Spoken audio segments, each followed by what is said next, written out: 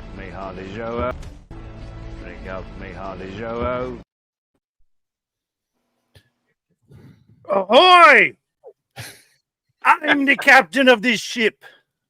What's up, everybody? I'm Mike, N2MAK. It is Friday the 13th, and I am so excited. We got an awesome Northeast Ham Radio live stream for you guys today. So let's get started. Let me go around. I'll start off to my left as I'm looking at the tube. Paul, what is up? Hey, it's good to be here. Paul, N1OG. Eric. Well, I'm Eric, N1JUR, and sporting, some pirate swag. Hey, Matt. Hey, this is Matt, N3VAN. Great to see you guys and everyone that's in the chat. And Marvin. Hi, Mighties. I'm Marvin, W0MET. And Chris.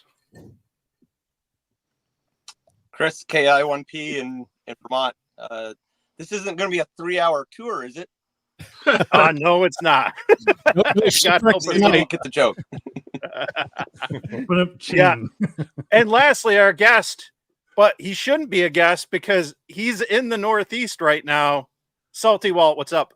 What's going on? I'm Walt K4OGO today with my Aussie flag behind me. Hey guys, thanks for having me on. I'm enjoying this. This is going to be great. I'm really looking forward to a fun stream here, guys. Me too. Awesome. Well, the whole purpose of this stream is we like to get together once a month, talk ham radio up here in the Northeast, and we figured what a great topic to have since we got Walt would be operating on or around the water. And I know everyone certainly associates you, Walt, with operating on the beach, counterpoise wire on the pool noodle in the water, getting that 10 dB. But a lot of us in the Northeast, some of us have operated on the shores, right on the ocean. Others, like myself, are operating on Great Lakes, Finger Lakes, canals, and rivers. Some of us, I think, Paul, you might have even done some maritime mobile or operated. You got the 7300, I think, hooked up in the boat or used it in the boat, perhaps. Well, so I got the 7300 and it's in the boat, but the boat has still yet to venture into the water this year. Really? I thought you already took that with you up north. No? Now we took the little boat because the big one couldn't get out of the bridge. Bummer. My grandfather used to have a sign in his cottage on Lake Ontario that said a boat is a hole in the water into which one pours money. And I think that that's not the So only true. one. Bust out another 1,000. That's right. Yeah. That's exactly what it stands for. Paul's got 2 Yeah. mortgages on. He's got 2 boats. Yeah. It's funny to say that. I'm actually looking for a boat to live aboard up here. I figured I might be in Rhode Island for 2 or 3 years. So I was thinking, instead of pouring all this money into rent, why don't I just buy something and live on it? When I'm done, just sail it home and I'll put it. I live a block away from a marina in Virginia, so I'll just pull into the marina and I will have accounted for 3 years of rent by buying a boat with it. That sounds like a great plan. Yeah, I should probably. I'm seriously thinking about it. I don't know. I've grown up on the water my entire life. I can sail. I know how to power. Motor boats. My dad, we had boats my entire life. I've been through, calm waters, storm waters, everything else. I've sailed the Atlantic, the Pacific. I know how to, I'm a guy that grew up on the water, so I can handle a boat. And I'd love to live on one. I know one thing though. You guys were up here in New England. It'd be cold as hell this winter living on a boat. But hey, you know what? Yeah, the waters up here are not great, especially in the wintertime, for sure, for many boaters. They all go south, so, you might have to leave a little earlier than planned. Yeah, I tell you, I worked up in Wisconsin for quite a while, and in the shipyard up there on the Great Lake Michigan, or actually in Green Bay, which is it comes around from Lake Michigan, and we put bubblers in the water to keep the water flowing around the hull because it would freeze. The hull would freeze up tight in the lake if you didn't put the bubblers on. That's something we don't have to worry about in salt water, but that was interesting. Yeah, well, I I love boats. I like the idea of boats. I'm a big speedboat fan, but I think when it comes to like operating on the water, once you get still, once that boat's not moving, forget it. I'm like, basically green to head to toe, and you can cash me out. So not gonna happen for me. Cool deal. Well, I'll tell you what, though, one thing I've discovered is that the state of Rhode Island, where I'm at, I mean, it is kind of a little funky and different than the rest of New England to me. I mean, I worked in Maine for a while and been all over New England, but this little state is just one big salty AF place. You know what I'm saying? It's just like everything is like, it's so cool. That's why my videos right now, everybody see me like it. You don't have to look far to find a seafood shack, a clam shack, a place, that's just really Awesome. cool. I mean, just today I got off work, I activated and play. I say activated, not POTA. I just went on the beach and operated portable, playing around with this radio some more, the little Q900, which nice. This thing's growing on me, guys. It's growing on me. I used internal battery today, just 10 watts QRP. DX to Europe. It was great. I enjoyed it. And on the beach with one counterpoise, and we'll talk about that maybe some more. One counterpoise just kissing the salt water, and got off. I left there, and I went to just a kick butt oyster bar, and it was like a connoisseur of oysters. I'm like, I haven't seen anything like this since I was in like Apalachicola, Florida, down in the oyster capital of the world. This little oyster bar here in Rhode Island had like, pick your oyster, where it was from, you know what I mean, and everything. I was like, oh yeah, this is. I don't know if I'm ever leaving Rhode Island. This place is badass. You know what I mean? Yeah. No, Walt, you ever thrown an end-fed half wave into the ocean? No, that might be kind of a great idea. Although I think it would be overwhelmed by the ground. I don't know. I've got. There's a matter of fact where I'm staying here I'm in Warwick, Rhode Island. Right around the bay, there's a park with just trees that hang out kind of over the beach. And I've been waiting for the crowds to die down. I want to go there. I have a traditional, 65, 66 foot end-fed half wave. I want to throw it up in the tree and sit on the beach right by the water with a real end-fed half wave. That's going to happen probably a month or so, within the next month. That'll be cool. Nice. Yeah, I when I was down in Florida, I had the opportunity to literally throw the end-fed half wave down into the ocean from the 5th floor. How'd that go? It radiated amazingly. Of course it was pure eastward, direction. But yeah, it was fantastic. Perfect clear signals all over Europe. I've hung a random wire, I can't remember, maybe 29 feet or so. I can't remember what the actual length was. Off my bow, I took a pole and put the ballon at the end of the pole, and then hung the wire straight down off of like a 5th or 6th foot hotel balcony in Kitty Hawk, North Carolina, or in the Outer Banks of North Carolina. That video is actually up, and that was a pretty cool day too. It was amazing. Like, not about the radials and the salt water or whatever, just being that close. You know what I mean? That first skip and hop off of the salt water was just amazing. It's and I think, and Mike, you probably experienced this too. That's where the Great Lakes are really a great place to be. If you know what I mean, if you're somewhere on the banks of the Great Lakes, yeah, you're not getting the 10 dB boost from the salt water and the salinity and the however many thousands of Siemens per meter or whatever that, but you're still clear. You know what I mean? You're like fully clear on that first bounce out of, however your antenna is radiating. It's pretty cool. Yeah, I can attest that, when it comes to the gain, that, the fresh water is about as good as dirt. It's definitely not the salt water or whatever. But that said, when you get on like the Great Lakes, then it's clear for 40, 50, 60 plus miles, and whatnot, and it's directionality in the way of the clearness, I would think. I'm asking this. Yeah, I could end up in Wisconsin again working, so I'm kind of curious myself. Yeah, I have to look at some logs and think about how much the directionality is. I mean, it's real nice just the fact that you get you're wide open and you're not dealing generally with as much noise you know, as you would be if you're in like, you know, suburban environment and everything else. Because usually it's, you know, it's wide open and nothing for for, you know, several miles. The thing that comes into play really nice with the Great Lakes is the tropo.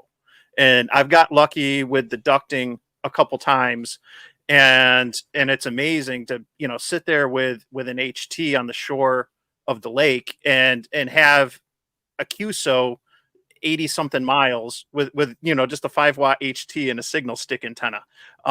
It's amazing, and it's really cool when you catch that tropo.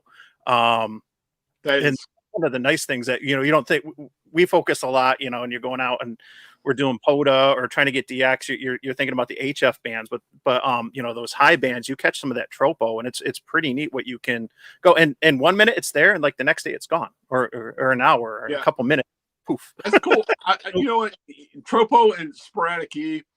Cool moment that my son's 32 now, but he was like 17 or 18, and we were driving from Virginia up to Mass. He was playing in it's called a Chowder Cup. He was playing up in Massachusetts in a hockey showcase, and I think he was like 17 or 18. And we're riding through Delaware, and my son's really into music, so he's spinning the FM dial on the car, and he like crystal clear. He's like, "Oh, I love that song," and we're listening to it. And then when the song ends, the guy comes on the radio and goes, "Minneapolis, Minnesota's greatest hits, da da da da da." And my son goes, how is that happening, Dad? Teaching moment. I'm like, all right, let's talk about sporadic E, and this is whatever. And he goes, all right, Dad. Like that, well, son, when RF combines with the atmosphere and they both create little molecules. Cool. I'll try. Let me see. I'm going to see if I can show a photo real quick. Let's see here. Share screen. Well, Mike's doing that. Well, who's like most of you guys running wire antennas when you're at the beach, or are you guys any vertical guys here? I'm always vertical. I'm vertical. I ran 2 dipoles off of like a portable mast. The 2 times I've worked on the beach, and I think both of those times that I've done it, one was in North Carolina and the other time was in Florida, and it was probably the best POTA activation I ever had, with like, I mean, just 130 plus contacts each time. It was just blowing me out of the water. I was surprised how well I've had such good activations on the beach. From experience, I'll tell you this, and from research, I read a lot of papers, and you know, I'm into it. My channel is called Coastal Waves and Wires for a reason. You're going to see some really great things happening with horizontal antennas. You turn that antenna into a vertical, and you use that what's below you for a ground plane. That 100 contact activation will be the biggest pileup you've ever had in your life, and you're going to have to you're going to get tired. You know what I mean? It's like it's being next to salt water is amazing for any antenna. I always say, kind of a running joke, but it's true, is horizontal by land, vertical by sea is kind of the way to roll. And my friend Tim's here. Hey, Tim, it's great to see him. Howdy, Tim. Yeah, I got to restart Chrome, so I'm not going to bother doing that to shore. It was just a picture of me on the shore with a HT. But what was interesting with the tropo, and it was about a year after having my license, I'm up in the Sackett's Harbor region on the Great Lakes at my in-laws' cottage, and up there with my family. And before I went up to the cottage, they asked me, will you reprogram the TV? And there's no cable up there. You got to just scan with the bunny ears and stuff. And I go to rescan the TV, and I noticed some stations are coming in from Rochester. Now, as the crow flies, it's about 80 miles away, direct path over the lake. And I'm like, oh, they're getting channel 8 up here. And I started thinking, I'm like, wait, aren't these some of these stations like on UHF frequencies or whatever? And first time I was up there, I certainly tried to see if I could hit repeaters back home. No luck. I walk out after reprogramming the TV, and sure enough. And so the TV is actually, when I'm up at that cottage, the TV is my beacon. If the Rochester stations are coming in, then I know that there's ducting. And every time that's happened, sure enough, I can go out and with an HT, I can have 80 plus mile QSOs as the crow flies. This is crazy. Funny you should say that, Mike. I don't know if you saw it a couple days ago. I put a picture of me as a little boy on a mini bike in front of my house. If you saw Yep. that, okay, that was my front yard. You saw that water? That water behind me was my front yard. We had a road and then the front yard. Well, that is basically the end of the Chesapeake Bay, the very end. Okay. That from my front yard, you take a hard right and you go into the Norfolk Harbor when I was a kid. So at night, or for almost throughout the entire summertime, all the way at the bottom of the Chesapeake Bay, we could tune our television UHF to channel 17 and watch the Philadelphia Phillies all the way at the other end, from in Virginia all the way to Philadelphia. Like, I would say 7 out of 10 times. This is back in the analog days, Wow. too. So the fuzz would be there or whatever.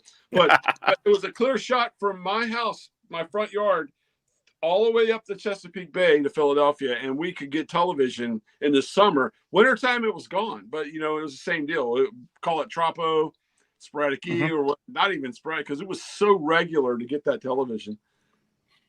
There's been, from some of the maps I've seen, and I haven't gotten out to play much on the radio. The last couple of days I've been so busy, but VHF contest is coming up this weekend, starts tomorrow afternoon. And a couple folks in the VHF group up here were posting some of the Tropo maps, and just the way the weather is up here right now in the north, it's absolutely gorgeous. And it's really shaping up. There's apparently been, quite a few openings and stuff. And so with a contest weekend for VHF, that might make things really interesting this weekend. So we shall see. I want to say one thing. Everybody in the chat that said really nice things to me. Walt's my Elmer. Walt, I appreciate it. Whatever. My YouTube Elmer's in the chat as well. Tim G5TM, guys. If you don't subscribe to his channel, go subscribe. Tim is Tim's my man. He's awesome. So just saying that. A little plug for Tim. And Very cool. I'm so glad he's here. I'm kind of flattered that he came to watch us. So that's cool. Nice. Yeah. Yeah, and it's probably close to midnight over there right now. So, all right. Hey, Chris, you planning on playing in the VHF UHF contest? Yeah, I want to, but I got tons of family stuff in the way. So I'll probably take the van and drive up Roxbury Mountain, play around for a little bit, but nothing serious. But you're right about the band openings. I've been looking at the APRS propagation map. There's been a lot of red blobs over the Northeast. So hopefully that's around this weekend. Yeah. Yeah, that's my tool. It's not, I don't have rabbit ears like you, Mike. So, in essence, that I have to actually rely on the internet, sadly. So, yeah, funny you mentioned like verticals, Walt, because I don't know if you're seeing it now since you're operating from Rhode Island, but like I did a 7-park rove all the way up like Route 1 through New Hampshire into Maine. And we just sat on 10 meters, literally every park and beach all the way straight up until we got to like 4 or 5 in the afternoon when 10 was like, okay, I'm done for the day. And we had a direct pipeline into Europe and South Africa and, all that. You finding the same thing now when you're doing your sport? It's funny right now. 10 is just coming alive, like for New England, for me right here. Like I'm saying, just like 10, 15 days. It's like, it's kind of funny if you watch the muff map, you can even see it. You can see it growing. This, the maximum usable frequency is growing and growing and growing. In about a week or two, we're going to be able to work the world from New England on 10 meters. You can see it coming. Yeah, can't wait. Looking forward to it. Yeah, it's a good time to be a tech. Trust me. Oh man, I try to push that. It's like last weekend I went like over to Portsmouth, Rhode Island with that I'll call it Anytone 555 plus. Well, export radio that I didn't do anything to. I kept it a 10-meter radio, the Redivus thing, and I was sitting there, man. It was like 35 watts or so. It was like shooting ducks in a barrel, man. It was a blast. And what was funny, I looked at the muff, and the muff was only like 23, 24, and I'm sitting up here like just rolling in 28 megahertz. It was kind of cool. So it was working well. Yeah, those moments are wicked crazy. It's like I'll go out and do an activation, and like I'll look at like a quick, poke at the, the map and the index and stuff like that. And I'm like, oh man, this is gonna be horrible. And then just like in a matter of like 10, I mean, it's a little longer in terms of activation time, but like, you know, instead of 9 minutes, it's like 15 minutes. And I'm already like, you know, killing it with some of the bands and, you know, expecting, you know, them just to fall over. But you know, it's good to know that by the time we get to, you know, end of September, we're going to be pretty much getting right back into 10 meters, which I'm looking to, you know, start doing and get a whole ton more. Yeah, it's going to be great. I just, matter of fact, it's going to be here. I got a couple things I'll show you. One of the things I'm getting ready to rip a hole in the ham radio universe. I got an 11-meter rig that came today. Oh no. So I'm going to do what others have never done. I'm going to operate just like I do with ham radio. I'm taking it out on the beach. A lot of people don't realize that in 2017, the FCC lifted the skip requirement. It used to be you could not communicate more than 155.3 miles in the United States, whatever. They lifted that. It's gone. And a lot of people still don't realize that.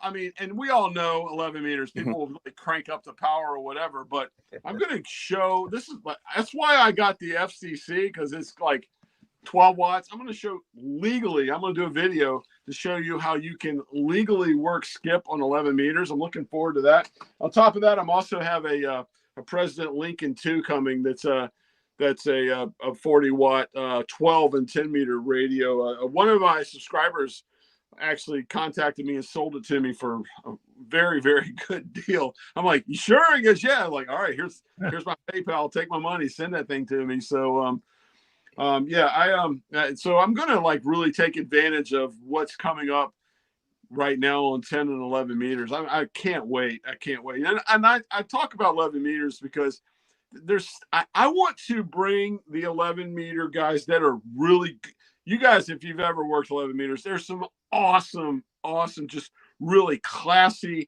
top-notch operators in 11. There's a lot of jerks and crap in there too. I want those guys that are really good to come over here with us. You know what I mean? And I also want the guys that are like, you know, salty and kind of like get out SSB, whatever. I want them to the ham guys to kind of dabble over in 11 too. Let's just like, it's just a band between two ham bands. It's in between 12 and 10. You know what I mean? It's just another band. So, and that's where I came from. I was an 11 meter guy probably before everybody here except me was born. You know what I mean? That's just where I'm at. You know, and so that's where I'm going with it. So yeah, I'm so excited with the conditions and coming up on the peak of the solar cycle. Right now, we're coming into fall here in the Northern Hemisphere. It's going to be awesome. It's going to be great. Now, I got a question for you. Hold the train here, Mike. We've got an important announcement. I don't know if you've noticed Ham Alert's been blowing up. Grayman Poda is sitting on 7 point something AM, Mike. You need to get on AM right now. I got to get permission from the captain to operate. The ship on cruise control. Come back. Hold on. Yeah. I feel I'll just say the sidebar on AM real quick. It's been fun. When were you active? Was that Chris? Oh, go ahead, Chris. Oh no, Chris, you want to go ahead? You want to finish that thought or the question? Is he not hearing us, or did I freeze? Or what? You freeze, Chris? No. All right. Okay. All right. I'll just say with AM, it's been fun to do and try, and I've learned, but it's a challenge. AM is definitely a challenge. Oh, I think Chris must have a lag or something because now are you hearing us, Chris? Because you were about to ask something. I was just saying, what frequency were you talking about? He's sitting on 7295 AM. What frequency were you talking about? AM. Oh, one of the ham guys, ham tubers, is working 7295, 40 meters AM. Problem with that is the Euros can't work it. They can't go above 7.2. Yeah, they definitely can. It's hard to find the bandwidth for AM is where I was going to say, like, because you're taking up so much space, and I try not to step on anybody. And so I'm listening down on sideband before I pick a frequency. Is there anyone near there? Is there anyone on AM? And if you operate at night, which is good, but then you start getting 40 meters starts opening up, and then you start getting more, international broadcasts coming in. It's tough. I've gotten a couple really good activations in where I've gotten like a few dozen on 40 meter AM with, what is 25 watts, 20 watts, whatever the 100-watt radios put out. I think it's 25. Yeah. But with the 25 watts, and I'm curious, I got to try it late at night because I don't have a lot of DX on 40. I've gotten some when I do late shifts, but I'll have to try that. I do have a 40 meter vertical I built, quarter wave, that I can bring out one of these times and set up and see if I can maybe get out there really late. But AM can definitely be a challenge, but it's fun. It's something different. Speaking of 40 meters is such a different band in the United States compared to the rest of the world. I don't know if you guys know, but I worked back and forth to Poland for 2 years, and I was over in Europe. And man, and my friend Tim here, I watched the guys in the UK operate, and they all kind of like go to 40 and start working 40, and I'm thinking, I don't get it. You know what I mean? Because in the States, 40 is just such a different band. You know what I mean? Maybe it's me. I kind of like, my life begins at 20 meters and goes hot up. You know what I mean? It's like for DX and working portable or whatever. I mean, Mike, you just said you have a quarter wave for 40, but how freaking hard is that to build? You know what I mean? To put a quarter wave up vertical for 40 meters. Yeah. Damn. It's big. Yeah. It's basically, I mean, it's the simplest thing because it's like 33 something feet of wire, and it's just going to a BNC or one of the BNC Cobra head binding posts. And then I've got all the radials to hook up to that. So I just need the space for, I think I got 6 radials, 6 33-foot radials for it. And whatnot, but it's, you go to the trouble to set that up, and it's not going to really be multi-banded. So you're setting that up, you're going to be committed. But up here, 40 meters, if I'm focused on POTA, 40 meters, pretty much regardless of the time of day in the Northeast, you're going to get contacts. If that's what you're thinking about, you're not going to get DX, but you're going to get, there's such a ham density in the Northeast that with 40 meters, you don't need a lot of antenna. You don't need a lot of power. As long as there's not a horrendous amount of noise on the band, most of the contacts are going to be, an S7 to an S9, regardless if they're running 5 watts or they're running 100. Yep. And it's easy to make those contacts. That said, it depends what people are looking to do. If you're looking to work DX, then that's a real challenge. And I was super excited the first time I got DX from France on 40 meters, one late shift. And that was with a 40 meter dipole, up, about 30 something feet, at around 11 o'clock in the evening, Eastern time. And I was like, oh, this is so cool. It's funny you say that. When I was in Poland, I would get up at like before sunlight. Over there in the wintertime, the sun doesn't come up till like 8 in the morning anyway. So, I was in Poland, I would get up before I go to work, and I would have like a infed halfway for 40 or whatever stretched out over the backyard, which kind of was broadside over to USA. And I think most of my USA, contacts or whatever were on 40 below 7,200, to the USA on 40 meters, more so than the higher bands, which you kind of would, for me on this side, back over here in North America, it's the high bands where I work Europe. You know what I mean? It was kind of strange. It was a different thing for me, but that also, I know for a fact was because I never worked anything more in 2 years time. I never worked anything above 20 watts the entire 2 years. So, Wow. So what is we were talking about verticals a little bit ago. Mm-hmm. Like, are you using like a Chelegans, a Wolf River coil? I mean, what are you using for your verticals on the beach and some of those other things? That you're doing a lot of that with. There is nothing that I haven't used on the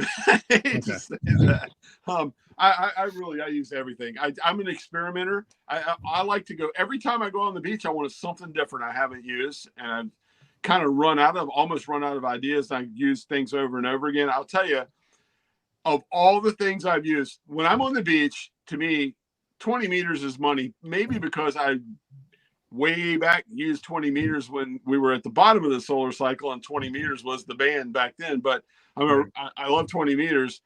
A vertical half wave for 20 meters. I take my DX Commander 10 meter expedition pole. I take a piece of PVC pipe, drive it in the sand, screw the bottom off of the DX Commander, slide it on top. To that, I just use speaker wire. Use a half wave length cut piece of speaker wire for the 20 meter band. 49 to 1 coax.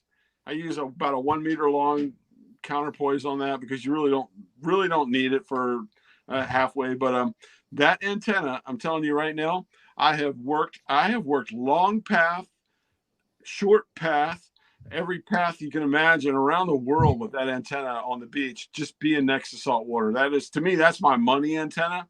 But I can't do but like a couple videos on it on my channel of that antenna. I got to do something different because people don't want to see me on the beach, Right. Well, 100 times. What you need to do, Walt, is basically just take a big bowl or like your 5-gallon hammer bucket, scoop out the salt water, and then just go inland and put your wires in there and see, what you get. I said that because there was a guy on YouTube that did that, and I'm like, no, that's not how you do it. That's what the thing is. It's the glass. It's the whole area. You know what I mean? It's that whole the surface. Yeah. The ground plane. It's not the salt. It's really not the salt water at all. It's just the surface of the water and the conductivity, how many Siemens per minute of that you can. I mean, something I want to do, and I'll get there eventually. I want to go out to like Great Salt Lake. I want to go to the Bonneville Salt Flats, in places like that and experiment and see if I get that same thing happening to me. I want to do that. Heck, you just need to get in a plane and go out to the Dead Sea and try it there.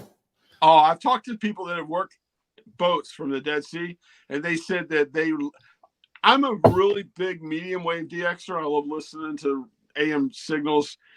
The first video on my channel is from me in Kauai, Hawaii, like listening to Tonga and New Zealand and Japan, on medium wave. And I talked to guys that said they can go out on a boat in a medium wave and you can literally listen. And back then, the guy said he was in the Dead Sea with an AM radio and a nice antenna and was listening to WFA in New York, and he was listening to a Mets game. I mean, wow. That's crazy, like. Nice.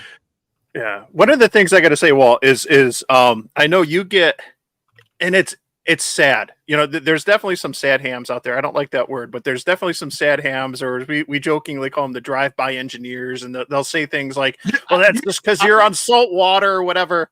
And, Mike, you gave me that name. I think you gave that name out. Yeah. The drive-by engineer came from you. I love it. I still use it. But at the end of the day, I always like to joke, like pretty much every antenna you've used or made, I've used in the woods. I've used it on a lake, and it gets out. They get out, they work. Certainly, having 10 dB gain or whatever, but everything that you've made, put together from the most basic to the most complicated, I've done it on dirt and with 10 watts or less, and it's still, they get out or whatever. So there's certainly an advantage, but at the end of the day, like you're doing some really good antennas, and there's pros and cons to just about all of them, from deployment to patterns and everything else. Yeah, every antenna is a compromise. You know that. I mean, we all know. One of the things I will tell you, Mike, you and I are like at the beginning of the Ribicoff craze, which I don't take credit for beginning. I found the Ribicoff. I was researching antennas and found the Ribicoff. I went on YouTube, and there was one Ribicoff video on YouTube, and that was Tim G5TM. And what I did was I messaged him and got in touch with him and said, Tim, dude, I want to build this antenna. Tell me all about it. And Tim, being Tim, he's such a cool dude. He just filled me with like this amazing information about the Ribicoff.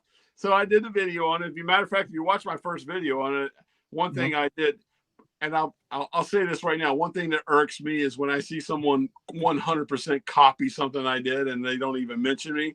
But I went in the video. I said, hey, I don't take credit for this. My friend Tim, this is him, and I'm going to build this.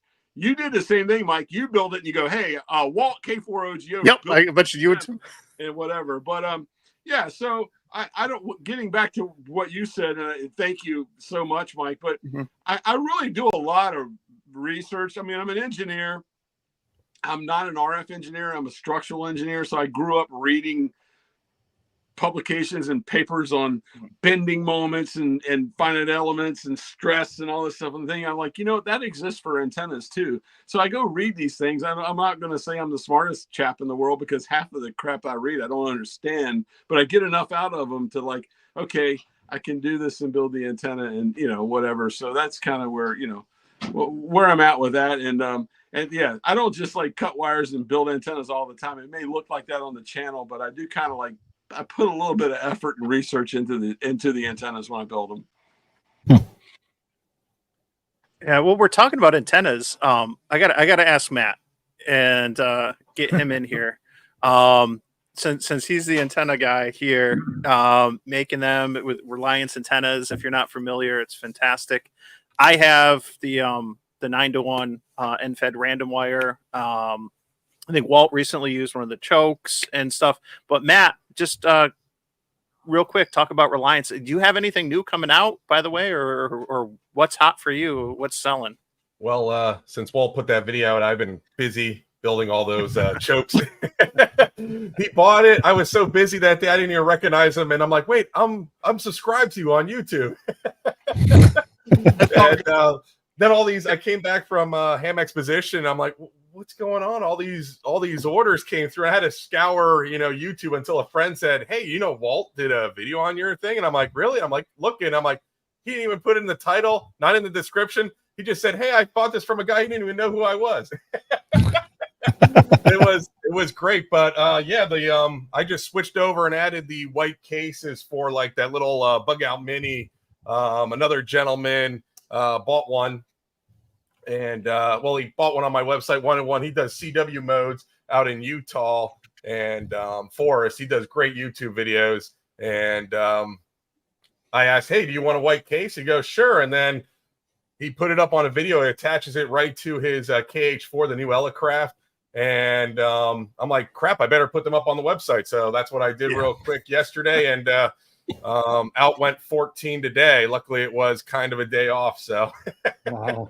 So wait, we can customize the color. I'd like green. Yeah. Oh, green. I don't know. Surprise! Surprise! That blue. Okay, we'll do that blue. You guys keep talking. I'm answering a comment without saying anything. That is a good color, though. In essence, that might be another option. Exactly. No, so that's the latest that's been going on. It's I was down near Delaware at the GCARC Hamfest, which was huge. That's in the southern tip of New Jersey, and it was great. I tell you what, that little that choke I got from you is really cool, and I knew it when I saw it because I have another one from another builder like it, and he even said to me, and I have gotten so many questions. Where'd you get it? Where'd you get it? Where'd you get it? And he's had a hard time filling the orders, and he's a good friend. Don't get me wrong. I'll go ahead and say it. Tim N9SAB. His choke. When I saw yours, I was like, Tim can't fill his orders. This one looks as good. And I was like, and then it's like, I'm telling you right now, it's really cool. Yeah, Tim's a great guy. I know him with the antennas. Really good stuff he makes. I like them because they're nice and compact. And he worked with who's out there in Tech Prepper? Tech Prepper, yeah.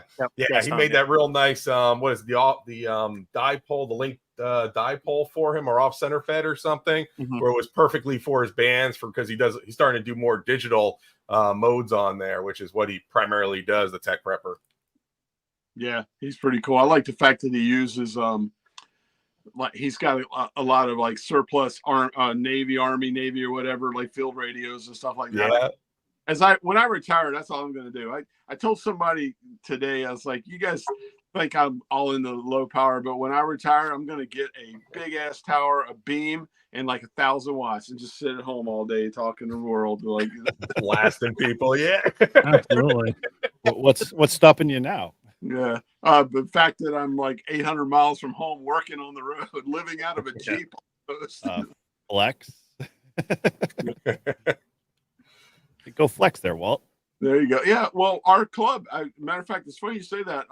I'm a member of the Chesapeake Amateur Radio Club. We're one of the few clubs in the country that if you're in our club, you can flex in and use the flexes in Chesapeake. Like, I'm giving you guys all a hint. Go join CARS, Chesapeake Amateur Radio Service, and maybe worth just operate from my home. just for that. Yeah. What was that, Marvin? It may be worth joining just for that to have Yeah. access Yeah, to, I'll tell you, another part of the country, you know. Yep, that, and you can, the other club, I'm in 2 clubs. I'm in that club and I'm in the USS Wisconsin Radio Club, which is the Wisconsin sits right across the harbor from my house. I can look out my living room window at it. So I'm the closest club member to the ship.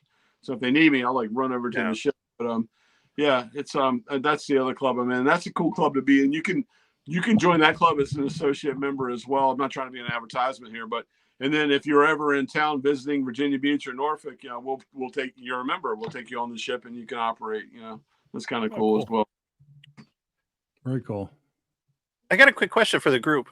Has anyone here operated from a boat? Like, I think, Walt, I've seen you work one of the battleships, like one of the radio rooms, like for an event or something. But has anyone actually operated from a boat on the water, whether it's docked or not?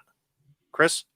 I lived on a sailboat for 2 summers and operated from the sailboat. It was pretty small. It was a 27-foot Catalina, but operated from that all summer. That's cool. What a great boat. Nice. I've operated remotely. If that counts.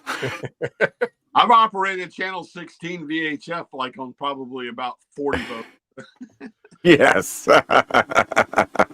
Now, were you doing solar for recharging batteries and stuff like that, Chris, when you were operating from the sailboat? Like, it was in my younger year. I was in my early 20s. I was working at a marina, needed a place to stay. Someone couldn't afford to put their boat in the water and they couldn't afford dock fees. So the owner of the marina made a deal where he wouldn't charge the guy dock fees if he allowed me to stay in it. So I lived dockside on a sailboat, didn't know much about sailing at all.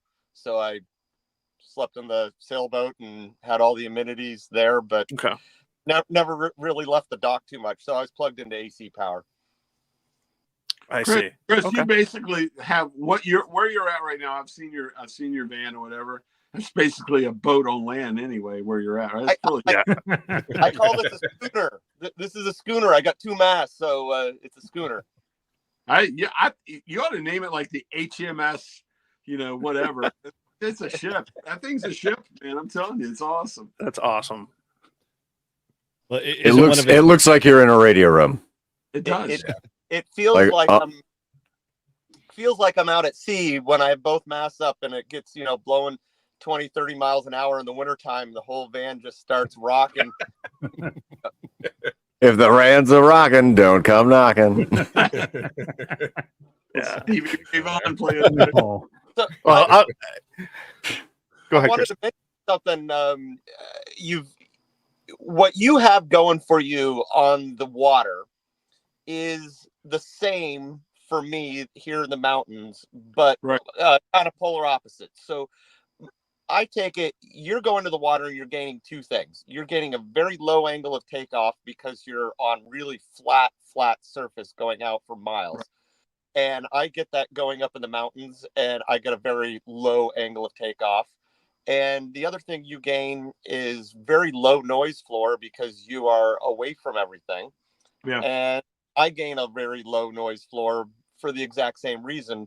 You're going as low as you possibly can to the ocean, and I'm going as the opposite to gain the exact same benefit.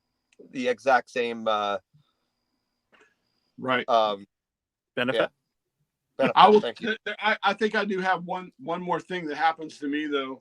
There's a little bit of electromagnetic magic that happens for me. As a matter of fact, I did a video like a month ago I just woke up at like 5 in the morning. I'm driving to work, and I cut on the AM radio, and you can't hear the station. And I drove right up on the beach, right to the beach, and you can just hear. I put it on a station in Cuba. I knew where this station was because I'm a medium wave DXer, 530 kilohertz. I was like, watch this, guys. And as I drove up to the beach, all of a sudden,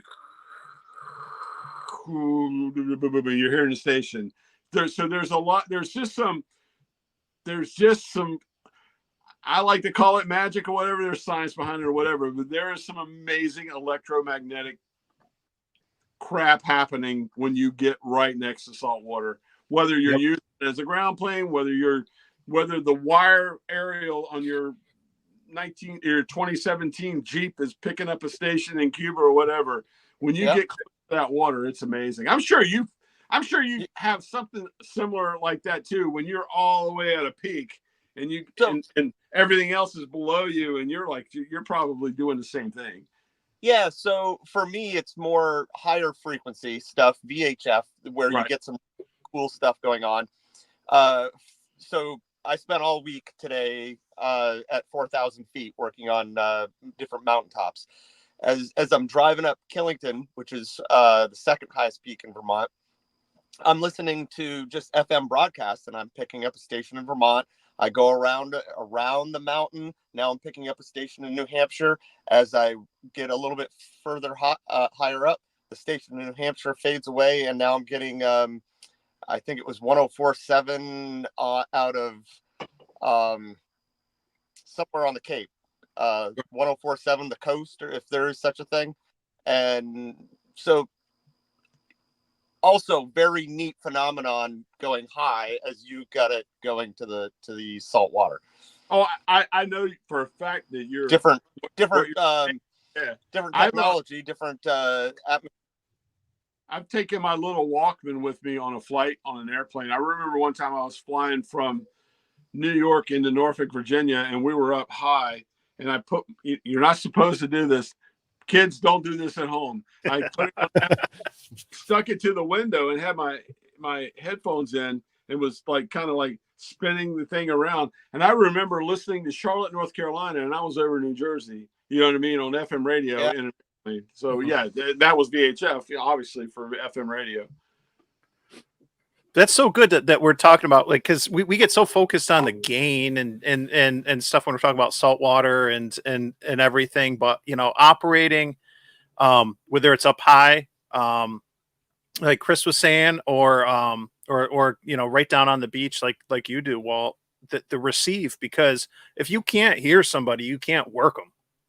So I used to. You got to hear them. Some places now, like where and you've watched any of my videos in the last 3 or 4 videos. The one thing that's kind of I think because Rhode Island's got so many salt water, it's just like the Narragansett Bay or whatever. I can hear now better than I can get out. It's the first time I've ever experienced that phenomenon. I used to be able to work anyone with 20 watts that I could hear. I can't do that here, and I think that's because the reception here is better than the transmit, if that makes sense. Funny you mentioned that, because it's yes, it is, I think, but I don't have anything to compare except Florida. So in essence, my range of, overall audio, reception and just receive only. But yeah, I feel like I'm a little biased on that side, but yeah, I agree. Well, during World War II, the government, the U.S. government's listening post in World War II was here in Rhode Island. Situate, Rhode Island had this big post, and they could hear anything around the world. As a matter of fact, they heard in North Africa, they intercepted Rommel and the tank things or whatever here in Rhode Island at Situate. And that kind of makes sense to me because, I stumbled across a listening post, an old abandoned somewhat listening post while I've been here. And it makes sense. And I've done all the digging in and research and whatever now that I'm here now, because I'm an ultimate radio nerd. I want to figure out what's going on. And Rhode Island was the spot for reception and listening back in the war in World War II. So it's got to be something. Yeah. I think if you look at a map of Rhode Island, you just see Rhode Island looks like a nice square state, but the whole, it's a cream filled donut in the middle. It's all salt water. You know what I mean? It's just Yeah, it's marshy too, as well. You know, it's pretty much. You know what I mean? It's like, yeah. Yeah, it's actually funny you mentioned there is a listening station. I don't know if you've seen it. It's actually very much buried in the woods. I mean, the remnants of it are still sort of there, but I don't know I can't remember I saw the YouTuber who did a kind of like those YouTubers that kind of do the exploratory kind of like, abandoned buildings. He did one in Rhode Island of that actual station and whatnot. I could just dig up the link and I'll throw it in there, but it's pretty good. Go on. I was looking for that too. If you do know it, I'm going to go visit. I'm going to do the exploration. So yeah, now that you got me thinking about it, I'll have to dig it up here. So Marvin, I got a quick question for you, bud. We know you got the zero. I've got a question. So we know you haven't been in New England the whole time, but what's been your experience with regards to the water? Have you operated on the ocean yet, or have you done it on lakes? Or it's funny you mentioned that. So, like I said, I've done the 2 activations in North Carolina and Florida, and I operate on the beaches there. I just did a podcast in the last month or so here. I was talking about operating on the high seas. It was funny that we kind of come up with this theme, and I started wondering, like, man, what are we talking about? Are we doing this again? And really, mine was all about using it on a cruise ship. Yes, that was good. And discussing that and what the ability to be able to do that was. And I guess I'm not going to give it all the information. I'll encourage people to go out and listen to my podcast, the Ham Radio Guy. I'll put a quick plug in for me on that one, but it's a little bit more difficult than you think it is. There's a lot of steps and things you have to do to make that happen. I ultimately am going on a cruise again to Alaska. Hopefully this time, and there's no COVID involved.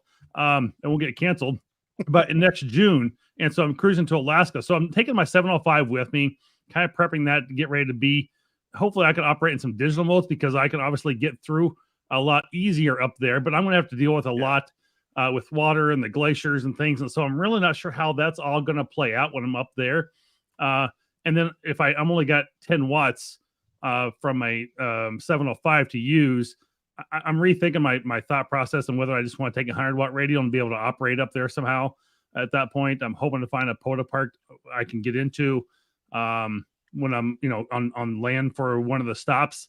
But I've also operated by some other, when I've been in Wisconsin, I've operated by some lakes and some the river there, the Mississippi River. And I've always had pretty good luck. And there's a lot of, in parts of Wisconsin, there's a lot of backwaters of the Mississippi. And so I'm literally up on the road portion of it.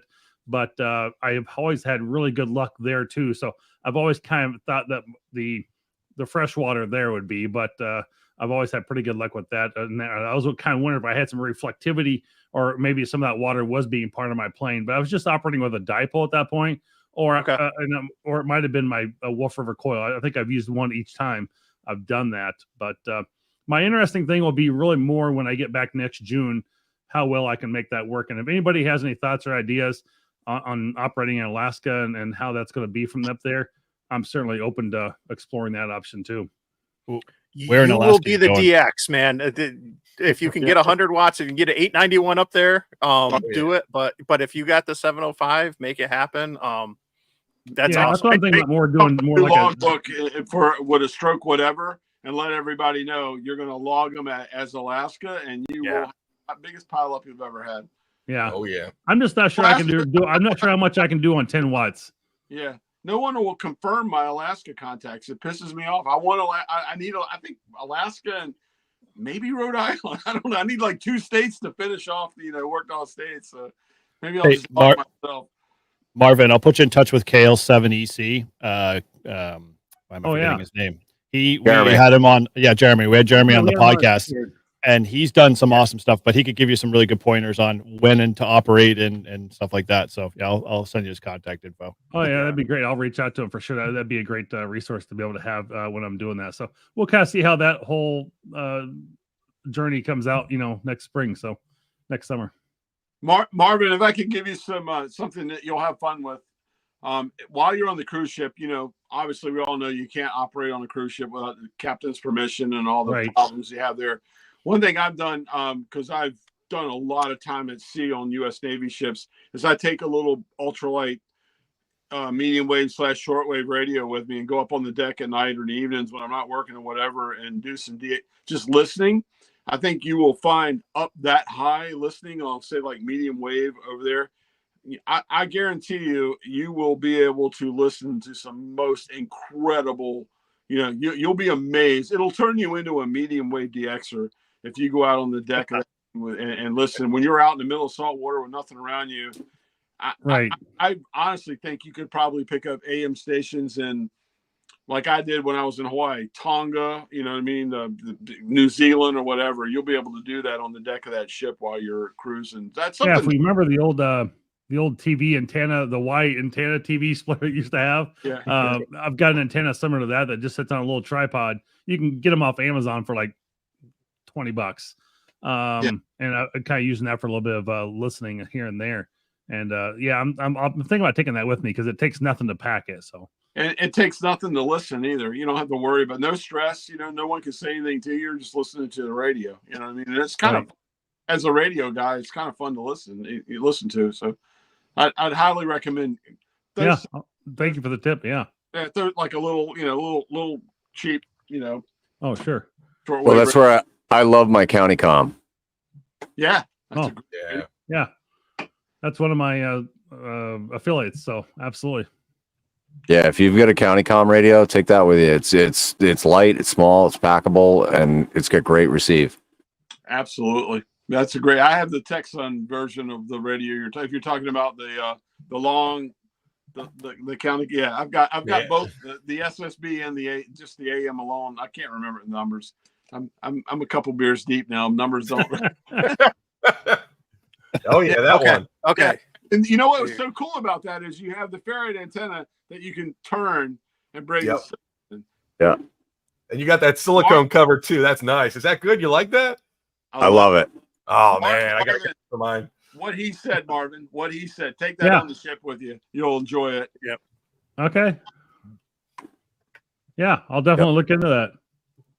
Like I said, their county comms is one of my affiliates, so absolutely, I'll look into that. You'll love Very it. cool. Very cool. Has one of the things I'm just curious if anyone in the group has experience with marshes and swamps, because I know when you're talking about like the salinity, the Siemens or whatever the unit is we're measuring, that swamps, marshes can sometimes have not quite salt water levels, but much better than the freshwater levels. And I know I've done some POTAs and stuff by swamps. Nothing's, jumped out as me like where I've noticed like, oh my gosh, I'm getting out like crazy now. But what do you guys, any experience operating on right on swamps or anything like that? Quite a few. Like, so I usually head down to like Rhode Island or just down to Western Mass, and there's a lot of like that, typical marshland and whatnot, and especially like even actually more towards like the Cape area where like cranberry bogs are and stuff like that. You get a lot of that.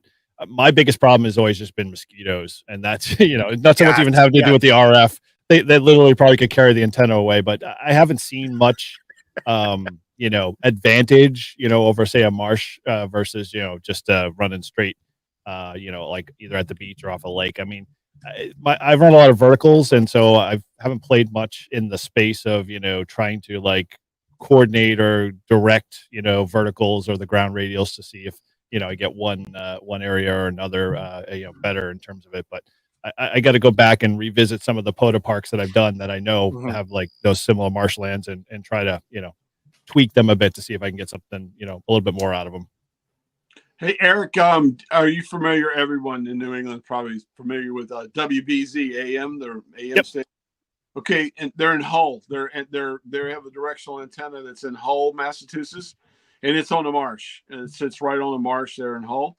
If you go to the Internet Archive, there are receptions that people recorded of them in the Pacific, Australia, New Zealand, or whatever, and it's sitting on top of a marsh. So now I'm going to go kind of nerd on you. The brackish water, fresh water, a cubic foot of fresh water weighs 64 pounds. A cubic foot of pure salt water weighs 62.4 pounds. So brackish water, I know this from I work in naval architecture, the amount of buoyancy on a boat. It's kind of the same way with a radio signal. So a marsh is going to maybe not like 10 dB gain, but if you you're still coming down, you're going to get 7, 6, 5. You know what I mean? It's all about the amount of salinity in the water itself, Mike. So it's kind of the same principle as far as what we do in naval architecture when we build a boat. We're trying to keep it afloat.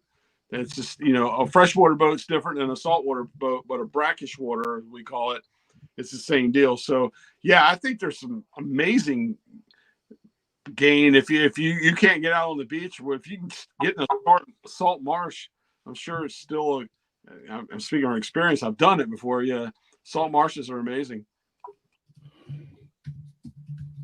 Yeah, I never thought about the difference with the boats, like you were saying. It makes sense. I never thought about it with salt versus the fresh reason water. I know that, and I'm so on that, is because I worked for a company that designed a boat that was built in Wisconsin, and it came out of the Great Lakes through the St. Lawrence Seaway and then out into the ocean. And we knew that it was going to, although it sat lower in the water here, it's going to sit higher in the water there. You know what I mean? So we, something that, as a hull designer of ships, I understand that principle of the difference in saltwater and freshwater as far as buoyancy. But it's funny, I kind of carry that over into what I do on my radio channel. There is, as the salinity goes up, the signal goes up. It's kind of that simple. Interesting. Nice. Very cool. Very cool. Sorry to nerd out on you, but no, that's what we're all a bunch of nerds. We're all learning from each other at the end of the day, Oh yeah. So let's. I got a quick question, or actually, it's something more to. I asked it, and I think other than Walt and Chris, has anyone else made the simplex contacts on the boat, or not? No. I was this is one tip for those, and I know that we probably have more bowfangs, whatever you want to call them, than we care to admit or whatnot. But at the end of the day, I'll say this: last year we did a family vacation in the Finger Lakes, multi-family vacation. I went through, I got my state boater safety course. So I got my New York State boating license, and I didn't need it at the time. I'm grandfathered in, but I wouldn't be for long. So I got it, was bringing the kids tubing and everything, but I took a couple I was like, cause they're easy to program out of band, and, just in case of emergency, if you're on the water, it's great. There's probably a couple maritime stations that you're going to want to, put in there and stuff. But that was my only contact, was when I was testing out the boat and the bowfangs. My oldest son has his General. So he had one of the HTs back at the dock, and I brought the boat out for a spin and at least did a simplex contact on 5.2. I wasn't going out of band on the bowfang, on the maritime bands and stuff. But that's a simple thing. And if you're by water or not, then if you don't have any of those channels programmed in your HT, at least for receive, and you got some space, that's a simple thing that you can do on the water. And look at those are all available easily in Chirp and stuff. Just drop a couple of those in, and add them to your scan list and stuff like that if you're on the water. And listen, you might hear some interesting activity, or who knows. So I'll tell you a little trick that we used to do, Mike. My dad grew up on the water, and we always would go out fishing on the boat. We go out into Chesapeake Bay, and where the Chesapeake Bay goes into the Atlantic Ocean, if people are familiar, the Chesapeake Bay Bridge Tunnel. And there's 4 islands, an island at each where the tunnel goes down and comes back up, right? And they're great fishing spots. And I remember being kind of young, and we were out in my dad's boat, and you always keep the VHF on 16, because that's where everything happens. Emergency. Yep. Or get on and say, hey, whatever, your friend's boat is called the Salty Dog. Hey, Salty Dog, go to 23, and then they go to 23. You just come. It's the calling frequency, right? And there was frequency on the Chesapeake Bay. I can't remember what channel it was. We'll just call it 25 for now. I remember one time we were on the second island at the Chesapeake Bay, and we were just slaying it, man. We were rolling in like like cobia or trout or whatever. And my dad said, everyone's going to see us here. Get on VHF 16 and tell everybody go to 25 for a fishing report. And I did. This is my dad's boat was called the Half Moon fishing report. Go to 25, and I go to 25. I go. My dad goes, now tell them you're on the 4th island. We were on the 2nd island, right? He goes, fishing report, 4th island. We're killing it, cobia, blah blah blah. And we watched all the boats that were coming at us start turning.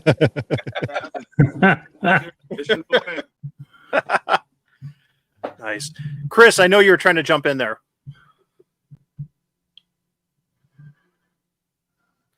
A little delay. Yep. He'll get there. You gotta get Starlink. Keep in thought. Yeah, I don't know how my. Can you hear me? All? Yep, you're good. You're good. Yep. Can you guys hear me at all? Yep. Yeah. Yep. So I had a question for Walt. You've been talking about salt water and the benefits of being on the ocean. How do you think that would compare to being on salt land, such as the Bonneville Salt Flats out in Utah or something? I want to find out. There's one video, you know what, I watched. That's a great question because I want to find out for myself. I don't know yet. I watched a couple that went out. They weren't ham tubers, but they were hams and they do other stuff. And I've been like trying to figure this out. And I watched them and they go out on the Bonneville Salt Flats and they put up a sloping infed half wave. And I'm gonna be honest with you, I don't want to criticize them or whatever. It was a crap antenna or whatever. And they go, hey, this doesn't work, whatever. I'd like to go out on the Bonneville Salt Flats and drive a stake in the ground, put a vertical up, and lay a counterpart, lay some a good ground plane underneath it. My gut feeling is it would be awesome. I want to try that. I also want to do that at Salt Lake in Utah. I'd like to try that as well. So I would love to go out there and do the same thing that I want to do this year for the 160 contest. I want to go to Wells, Maine this year for the 160 sideband contest and fly a helium blimp and have a vertical right up on the salt water. But I'd love to see that compared to the Bonneville Salt Flats because it's got the flat terrain that the ocean has. It's got the salt that the ocean has. The only thing it doesn't have is the water, but Right. I would think the conductivity would still be there. I think it would be too. I honestly do. I have that same interest in that, and I'm wondering as well, Chris. I'd like to find that out. Maybe you can beat me to it. You got the vehicle. Get out there and do it. I haven't been out to Bonneville since 2019. So before I was a ham. And so I'm absolutely down to take that road trip. Oh yeah. Sounds like you got a co-pilot there, Chris. I'll tell you what. At 9 miles to the gallon. Take a couple gallons of water with you. Lay your this is kind of what I'm thinking how it would work. Lay 4 or 5 counterpoise out and take a couple 2 or 3 buckets of water and just pour it over top of each counterpoise wire so you'll wet each one of them up because I think that's going to let the wire conduct to the salt. You know what I'm saying? I think that would be amazing. I really do. That's just my gut feeling. Yeah, I envision in my head someone, Walt's transmitting at the moment, and there's a little kid that's got a gallon of water, keeps constantly running it over the radials all the time, just so, I'm getting louder. That's yeah, I got 2 grandsons. I'm going to take them with me out there. I'm going to do that. Come on, Billy, quit your whining. More water over there. I've heard of that being done for AM stations. Is they put out their radials and they'll put salt in the ground before completely burying them. I'll tell you, I don't know if it helps or not. But when I was in Poland, I was working on I can say this now because I've turned my clearance back in and deactivated it. I was working in a missile site for NATO, and we had I don't know if you're familiar with 18 Echo. They're the comms guys for Delta, and you know who 18 Echo is. So me being the nerd, I'm not these 18 Echo guys have all this crap going on and wires, whatever. I go, hey man, I'm a ham. I want to talk to you guys or whatever.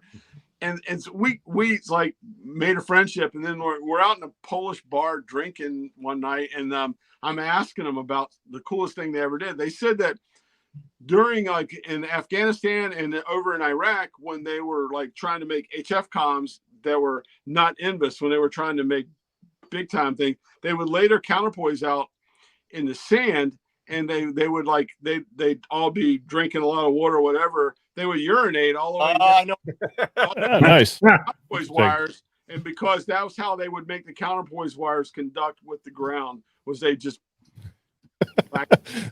The power of pee.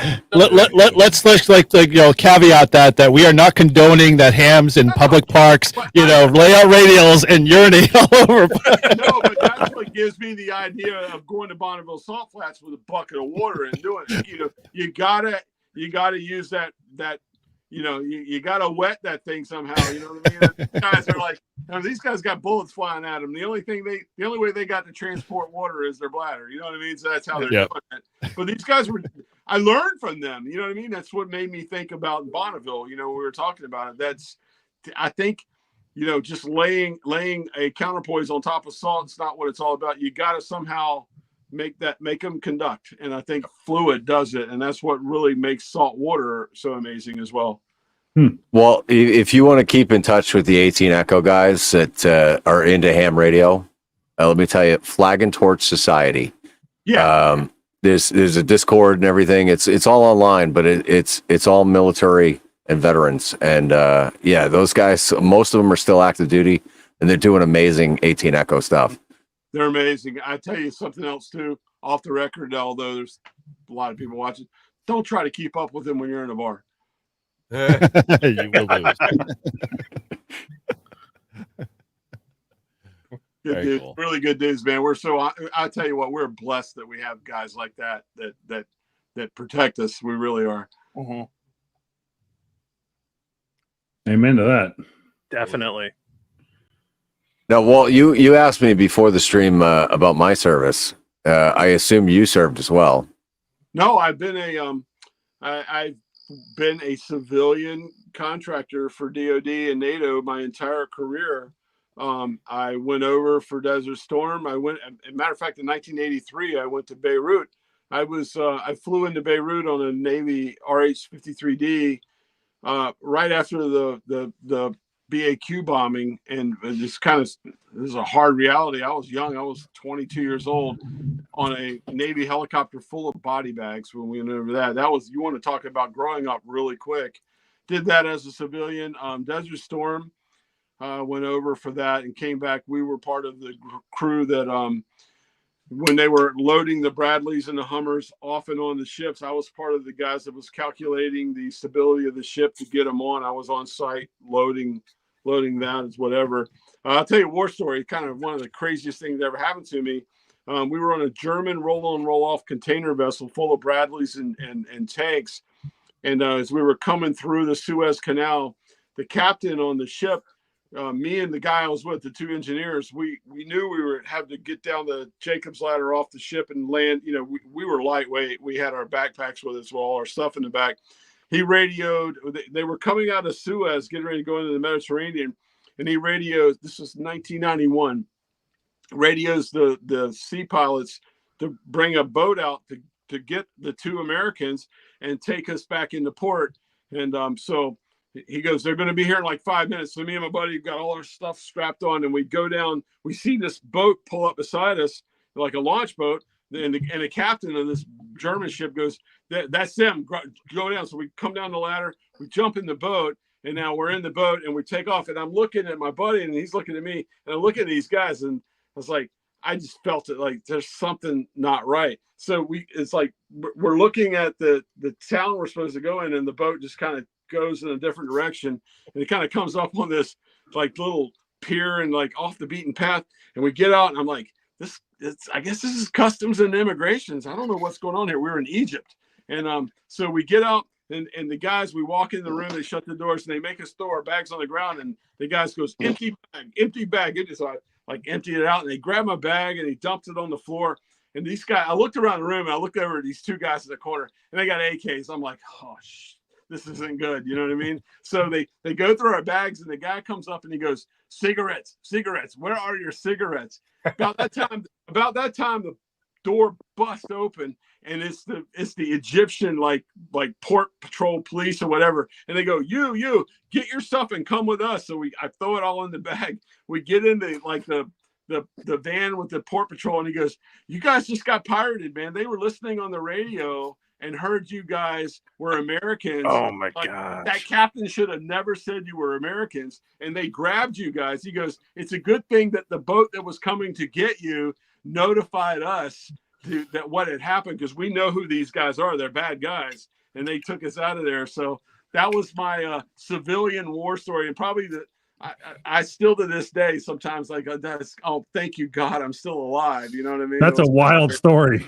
Yeah. So that was Wow. Getting back to the original thing. I'm a civilian, but I've always been a DoD civilian field engineer. So I always go where it's going on, but as a civilian. Never, ever had a gun. I'm not a hero. I'm just I'm just a pencil neck geek engineer that had heroes around me. You know what I mean? Everywhere I was at. Well, I'm no hero either. I'm just a dumb grunt. So give me a rifle and a rucksack. Send me on my way. Yeah. That's awesome. Thanks for service, man. You probably, there's guys like me that you have helped, I'm sure. So but I appreciate it. And it's guys like Walt that keep you all afloat. So we need you all. I don't know, Mike. AM's alive and well, man. Are you listening? Are you hearing Gray Man or anything else, or what are you doing there? Well, Chris had mentioned in the private side of the chat that AM was quite busy here, so I figured I'd just poke over here and see what's going on. But haven't turned the audio on yet here, so I didn't want to kill anybody. Let's see what's going on here. Oh, it looks like somebody's tuning. I don't know if anyone's made AM contacts live on stream. I've done AM live streams before, but that's different because I was actually the guy out in the park. But I don't know if anyone's out there activating on it. KSOJD, Jeff. Yeah, you're correct. I typically work for a commander or a captain when I'm probably bumped it up about 15 dB on the processing. So yeah, you guys hear that? Yep. Yeah. Yep. Clockwood 200. Literally AM. So what frequency are you listening in on? 7295, where Gray Man was. Okay. He was pretty big in the audio processing for broadcast.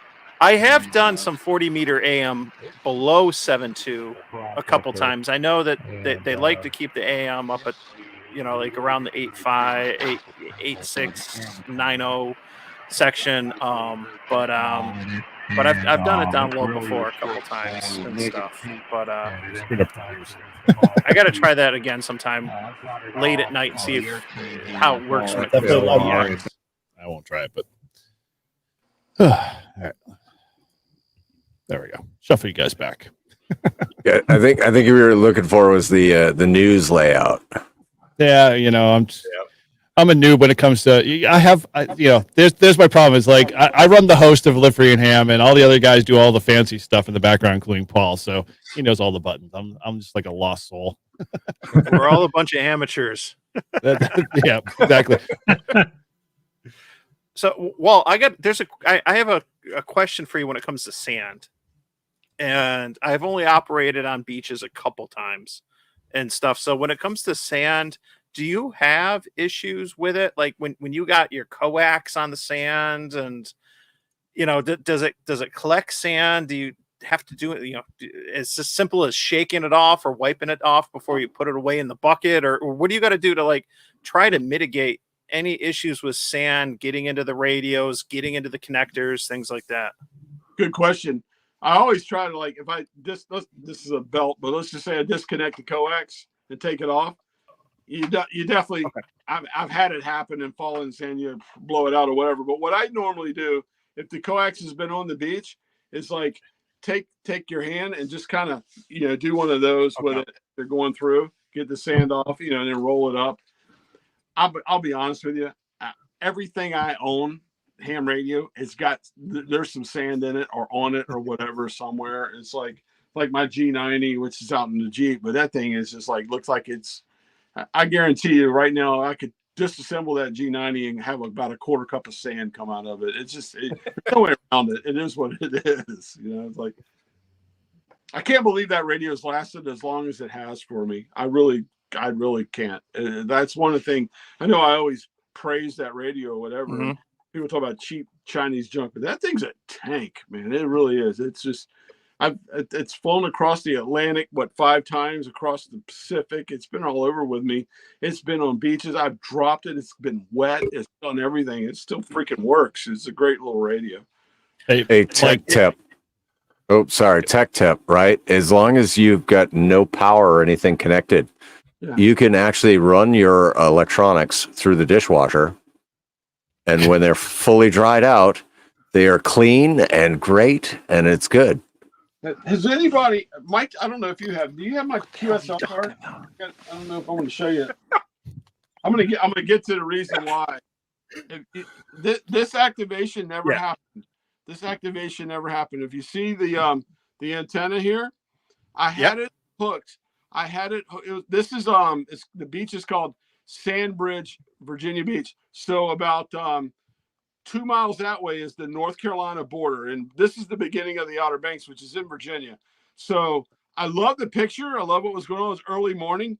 I had this antenna hooked up with, like, right over here was a lawn chair with my true SDX, right?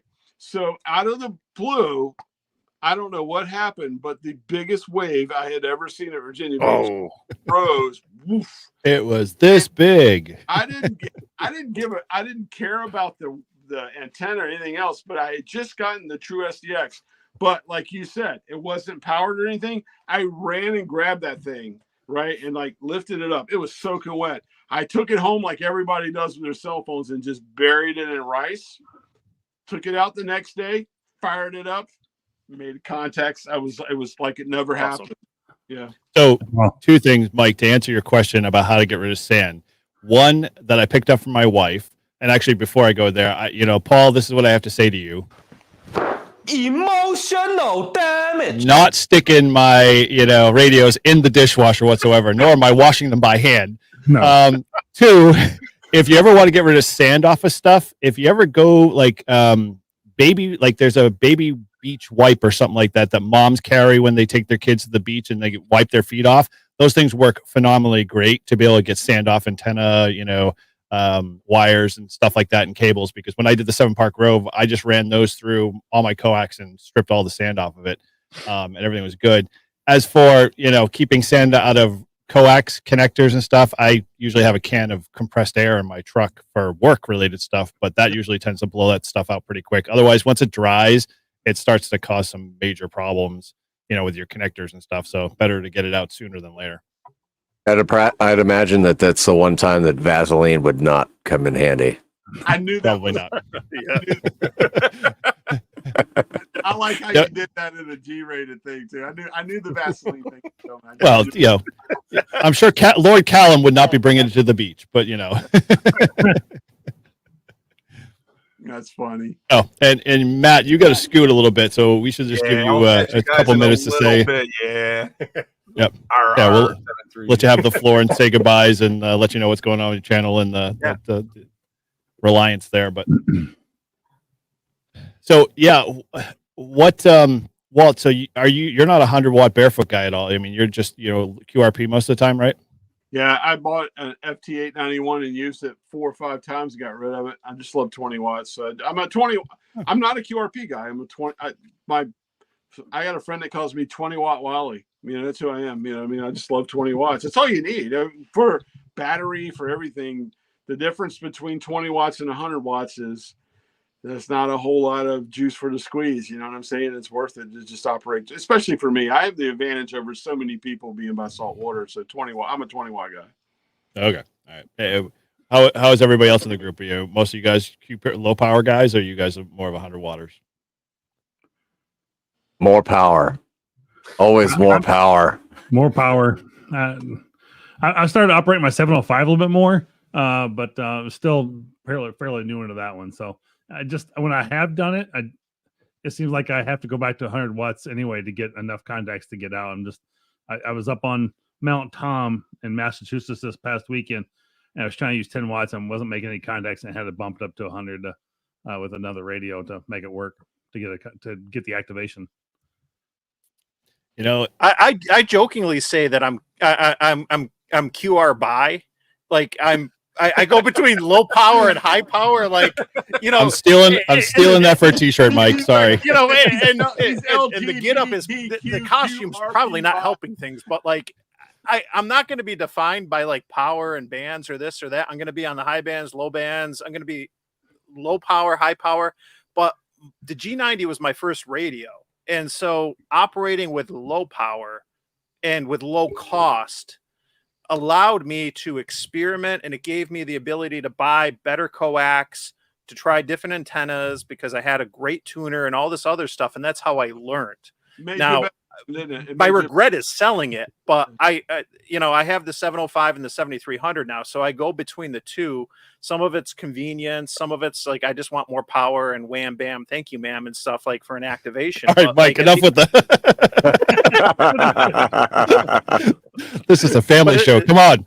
Yeah. But at the end of the day, like it's, you can learn a lot by operating with lower power. It can help out a lot, but at the same time, it can certainly be frustrating too, you know, at times, depending on the situation. So I honestly think the QRP is frustrating for a beginner. 20 watts is where every beginner should start. I think it's the ultimate on ramp to the highway of ham radio to me. I think it's great. Yeah. Well, how about, I know you, Matt, I mean, you're a 100 watt guy, but yeah, you've dabbled with the FX4CR a little bit, right? Yeah, I like the QRP, and when I run the 891 for portable ops, I usually turn it down to like 30 or 50 watts, you know, at the most 50. But yeah, with a great antenna, you can run low power. I mean, you have a nice resonant one, or get it up high enough where your location is key, and that's all you need. But yeah, I love my FX4CR, and I just got, hang on. So where can I find a good antenna? This back. Your background's killing it. FX4CR. Oh, there's my cell phone number. Never mind. We didn't catch it, so it's okay. You can't see it. Okay. I got my TX 500 back. It's been in repair for about a year. Oop, let me see. I'll switch. Yep. Cover up the number. Still killing it. Oh, there we go. Yeah, is that Lab 500? Yep, Lab 500. It was in repair for about a year and a half, and I'm going to make a YouTube video about my saga with that very shortly. The guy in Nevada got unfortunately really ill, and the Roman over there in Russia said, I'm going to have it shipped over from Nevada to Dubai. I'm like, wait, what? It's going on vacation? And Dubai had it for about 2 to 3 weeks. And they go, where are we sending this? I'm like, wait, it's done? Holy moly, I can play with it. So they shipped it back. Actually, it came that Thursday when I was up in Massachusetts for Ham Exposition. So now I just got to find time to play with it. Maybe tomorrow on the Susquehanna River, since we're talking about, you know, on the air near the water. So I'll bring it along with me, and maybe I'll, you know, christen it again, activating a park, which is right there near the XYL's mother's house. So I'm going to be trying that out tomorrow. I know the Susquehanna very well. I lived in Binghamton for a decade, so nice. Went to grad school down there. So, yep. I've had a few Jennies in Binghamton myself. My son played hockey, so I remember going up there when they were playing like the Binghamton Senators or something. I remember that. Hey, yep. You and I could have very well been at the same game at some point, which is hilarious to think about. I used to go to B-Sens games all the time. Yeah. My wife and I. Or my son was a Flyers product, and I hated the Flyers my entire life. And then until he put that beautiful Flyers jersey on, and I was like, I'm ready to get the tattoo, baby. Nice.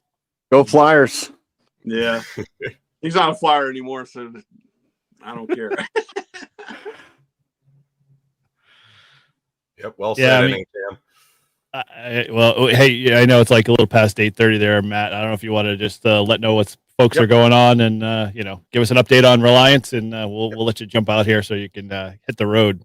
Like I said, I got to be in Harrisburg. I'm going to leave in about a 2-hour trip, so I'm going to be heading out right now and pick up the little one from Grandma and Grandpa's, and then head on out and drive up to see Mom. So with Reliance Antennas started to come out with those new white cases, keep an eye on the website.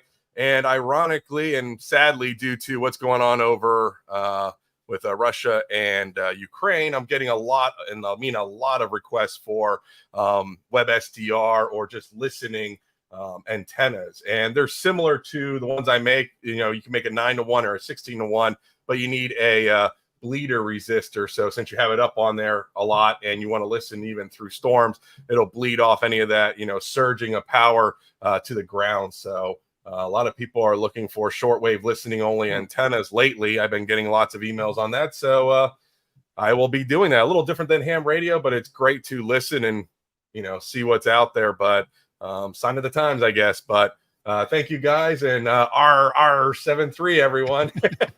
Roger. Rocky Plank and head on to the dark seas. If you guys are on for another 2 hours, I'll keep listening in the car. Take care. Good night, everyone. 7-3. That might be history in the making. We might be HRCC and Ham Radio Clubhouse. Take care. Good night, guys. Good night, everyone in chat. Good night, brother. That would make an interesting video, though. I don't know much about listening and receive antennas for shortwave and that, like he was talking about. I just bought that's interesting. That might be interesting. I just bought. You talking about receiving antennas? I just bought this for. Okay. It's HX data. I got like a glass mount. No, I got another one just like it. I was gonna do a video on HX data. They sent me a radio. I was gonna do a video on it. I figured I'd get their antenna instead. It's just like, basically, it's like a, just almost like a tape measure, just a wire. You know what I mean? That you can. This was my other one that I've used before. This is a Sangian, but you can clip it onto something and just let it hang and run it. With receive wire length, it's not as crucial as like transmitting. So just getting a wire in the air and listening. So yeah, it's kind of funny he said that, because I just got this a couple days ago, because HX data, which I don't do a whole lot of reviews on. I already had this radio. As a matter of fact, it's over here. And they contacted me and said, "Hey, would you like to do a video on the on this radio?" I go, "I already have it." They go, "Well, send you a brand new one." I'm like, "Hey, send me a brand new one." Have two giveaway. Giveaway. But I kind of wanted. I think they heard me in one of my videos. I said I wanted to start doing a little bit more medium wave and short wave, receiving type stuff. And like a minute later, boom, I get an email. Hey, so that's flattering. If someone's listening, you know what I mean? Like, yeah, Tigu sure isn't listening. I've only sold like 1,000 of their radios. They won't give me jack. That first antenna looked a lot like the chalk line one. Yeah, that's all it is. It's the same thing. It's just it reels in. It's like a chalk line one. You pull it out. You pull it out, and then you just like reel it back in. It's almost a tape measure. You know what I mean? It's just got a wire with a little 1/8 inch, 3 millimeter, 3.5 millimeter mono jack that jacks into the radio. That's all they are. They work though. They work great for shortwave listening. I've used them forever. Nice.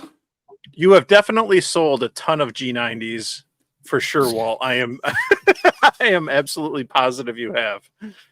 It kills me sometimes to think that Zygu or Radiodity or any of that haven't reached out to you to do more, especially with you get that, was it the 6200 that's out now, and yeah. It just kills me. I don't know. I mean, I guess maybe I asked myself, are you just like, are you full of yourself, or you're just egotistical, whatever? Then I looked through all my messages. I've got like hundreds of people go, I bought the G90 because of you. I bought the G90 because of you. And I sent all those to Radiodity. Go, hey guys, put me on your list. I want to test your stuff. I want to do this, whatever. And then I see, Mike get this is a couple years ago, gets the G106, and he like pretends it's dog crap and talks crap. I'm like, oh my God, guys, if you you give it to somebody that's a user, and I say Mike, the other Mike, you know what I'm talking about, Mike. Too many mics and ham radio. Yeah. And Jason's. Thank God I'm an Eric. Yeah, exactly. But I see these guys, and then what really irks me right now is I got no shame in it. I'll tell you, I follow a ton of 11 meter people. I enjoy watching them, and I see all these people get like this QT80 with 15 to 10, and here I am, the ham that can use it on 15, 12, and 10, and I'm not getting jack whatever from them. You know what I mean? I'm like, okay, I'm done with you guys. I know I did a rant on that not too long ago, but I will tell you this. I'll put this out there now. We're an hour and a half into it. So, people, Goetech just contacted me and they're sending me that PMR 171. So I'm going to try that. I don't know if you've seen that radio. It's a field radio. It looks like a military radio. I haven't seen it. Yeah, I think I might have seen it on the website when I was looking up some stats on the one that you got now. But no, that's neat. They contact when you're done with it, feel free to send it this way. Yeah, for another review. I watched some stuff on it, and it might I hate to say this, but I had been all the way back to when I first got the FX4CR. I have been looking for the G90 killer forever. I want a 20 watt radio with a tuner in it that'll just put my G90 on the shelf. And that might be the 1F. Maybe I can't find it. I can't. I've been looking hard and I can't find it. Maybe that PMR 171 is the radio. I don't know, but Goetech, the maker of this Q900, is going to send it to me, so we'll see. I had a really good experience with this radio today with the internal battery. I went out on the beach with it, and I worked DX into Europe. The problem with this is the sound. It's horrible sound. I use an external speaker, but I finally got the ATU working pretty good on it. The problem I did, the first video I did on it was I pulled it out of the box, plugged it in, and hooked it up, and my dumb butt didn't understand what I was doing. You know what I mean? I didn't understand the menu and all that stuff. So that shame on me for that. But that little radio is growing on me. It really is. It's not great. It's not a perfect radio, but would almost say buy it over the FX4CR. I think it's a little bit better than that radio. Now, is your primary modes digital single sideband or CW? I'm 1000% SSB. Okay. All day, every day. That's all I do. I mean, Marconi gave his life trying to make the human voice go across the radio. See, Paul, I told you. It's a closet FD8 person over there in the corner, Mr. N1OG, for the longest time. Would not talk on, sideband whatsoever. Now that's all he does. I just don't get it. Like from the beginning of the history of radio, all they were trying to do was be able to get the human voice over a radio signal. And now all we're trying to do is get the human voice off of it. It's like, come on, man. It's like... All right, now, Walt, I've been tossing around the idea of the FX4CR, and I borrowed Eric's, and I loved it, but I hated the price point. I think it's priced a little too high. So that other radio that you're using that you said might be better, what is that for price point? I paid about the same. I paid $550 on AliExpress. The difference is now I had the FX4CR. And I liked it. I'm not going to be... The FX4CR sounded, with that little tiny speaker on it, sounded almost as good as the G90. It really was a good sounding audio. If you want to go back through my videos, I left my G90. I used to work in Poland. I would spend 2 months in Poland, a month back in the States, and then 2 months in Poland. I was rotating, right? So one of my trips to Poland, I said, you know what? I'm not taking the G90 this time. I'm going to take the FX4CR and make myself get familiar with the radio. I loved it, man. I worked long path to Australia with it. It was a great little radio. It was really good.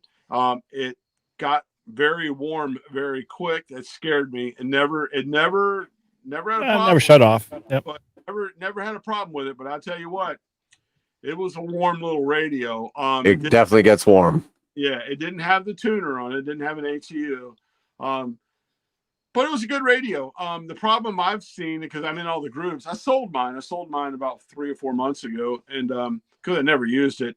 The problem I had with it is that it took me almost 2.5, 3 months to get it. You got to get on a waiting list and wait for it. And the production, the guy that builds them, he builds each one by himself, hand built. Once you get it, you got a great little radio, but it just takes forever. And I got this in 10 days on AliExpress. So the Q900.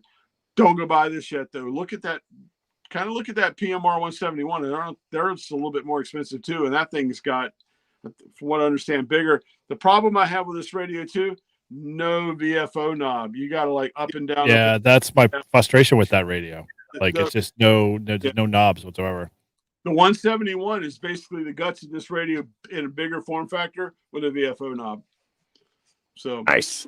And a battery, and a bigger battery. This battery internal on this is only 8 volts and can only do 10 watts. I did it today and it worked great for 10 watts, but the 171 has a 7 amp hour battery that clips on the back and you can get the full 20 watts out of it. So basically when all else fails, just get a G90. Yeah, just go buy it. Do you have a G90? No. Like that was kind of one of my radios when I first was starting to look. And then I kind of was like, I'm just going to get the 891 because I just didn't want to run into this limitation of not, having enough power or whatever. And so I love my 891 enough that I have 2 of them now. And, I have the FX4CR too as well. And I haven't played with it enough, but my FX4CR is kind of like more for my, like, I go to the beach with my family. I can play radio and play quietly where I don't have to worry about, putting up a huge antenna or having a huge radio or, space or whatever. So that's kind of the benefit to that small size. It's a matter of, I'm in the middle of editing the video I did today. I brought up the fact that I compared that to the FX4CR. I also said in the video, it'll be out tomorrow, that it's not a G90 built beater. So getting back to the G90, you can't go wrong with the G90. That thing is it's probably the best 20 watt radio ever built. It really is. It's a good radio.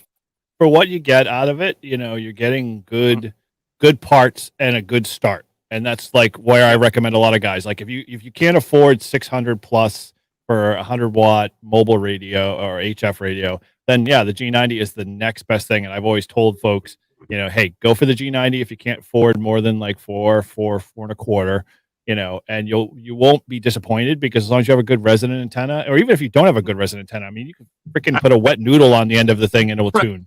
Just press the magic button on the G90. Yeah. You can do anything. Yeah. And one of the things too to point out too, like, and I mentioned earlier, G90, that was my first radio. Yes, I sold it and I regret it, but I saved money getting started in the hobby. I got to purchase the things that I need and experiment because I had, that extra money. But your first radio is never going to be your only radio. And you're always going to get more and get more and get more.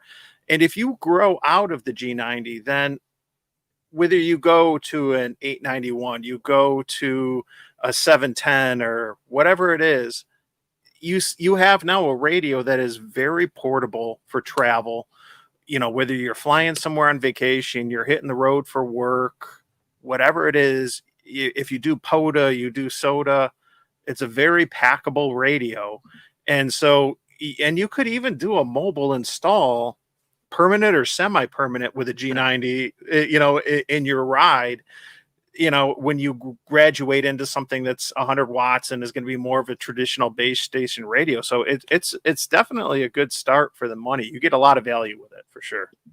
Guys, I'm going to pause for a second and go get a cold beer. I'll be right back.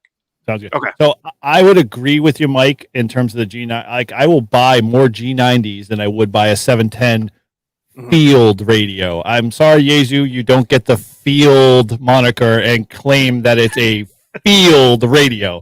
It is not. Like it's carrying a DX10 out to the bench. I'm like, you don't go out to the park with your DX10 unless you like have a good rail system on it and a whole bunch of other things because it's an investment. The G90, you can get you can put plastic rail, 3D printed plastic rails onto it if you didn't, use the ones that were on it or whatever.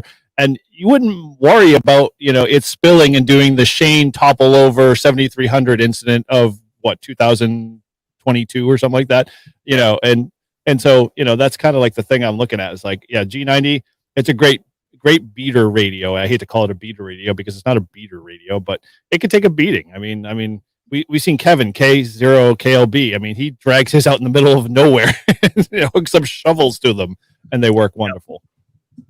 Yeah, no, it's certainly good. If and we're praising it. So like, the couple knocks that I would have on the G90 is you don't have that sound card. So that's another $100, or it's some frustration. I've built this, the interface with the CE19 that it comes with, which, it looked like crap. It worked, but, DigiRig is definitely the way to go. So, but there's a little bit of an investment to make there. If you want to do digital stuff, I did SSB for my first year with the G90, and that's all I did, and it was perfectly fine.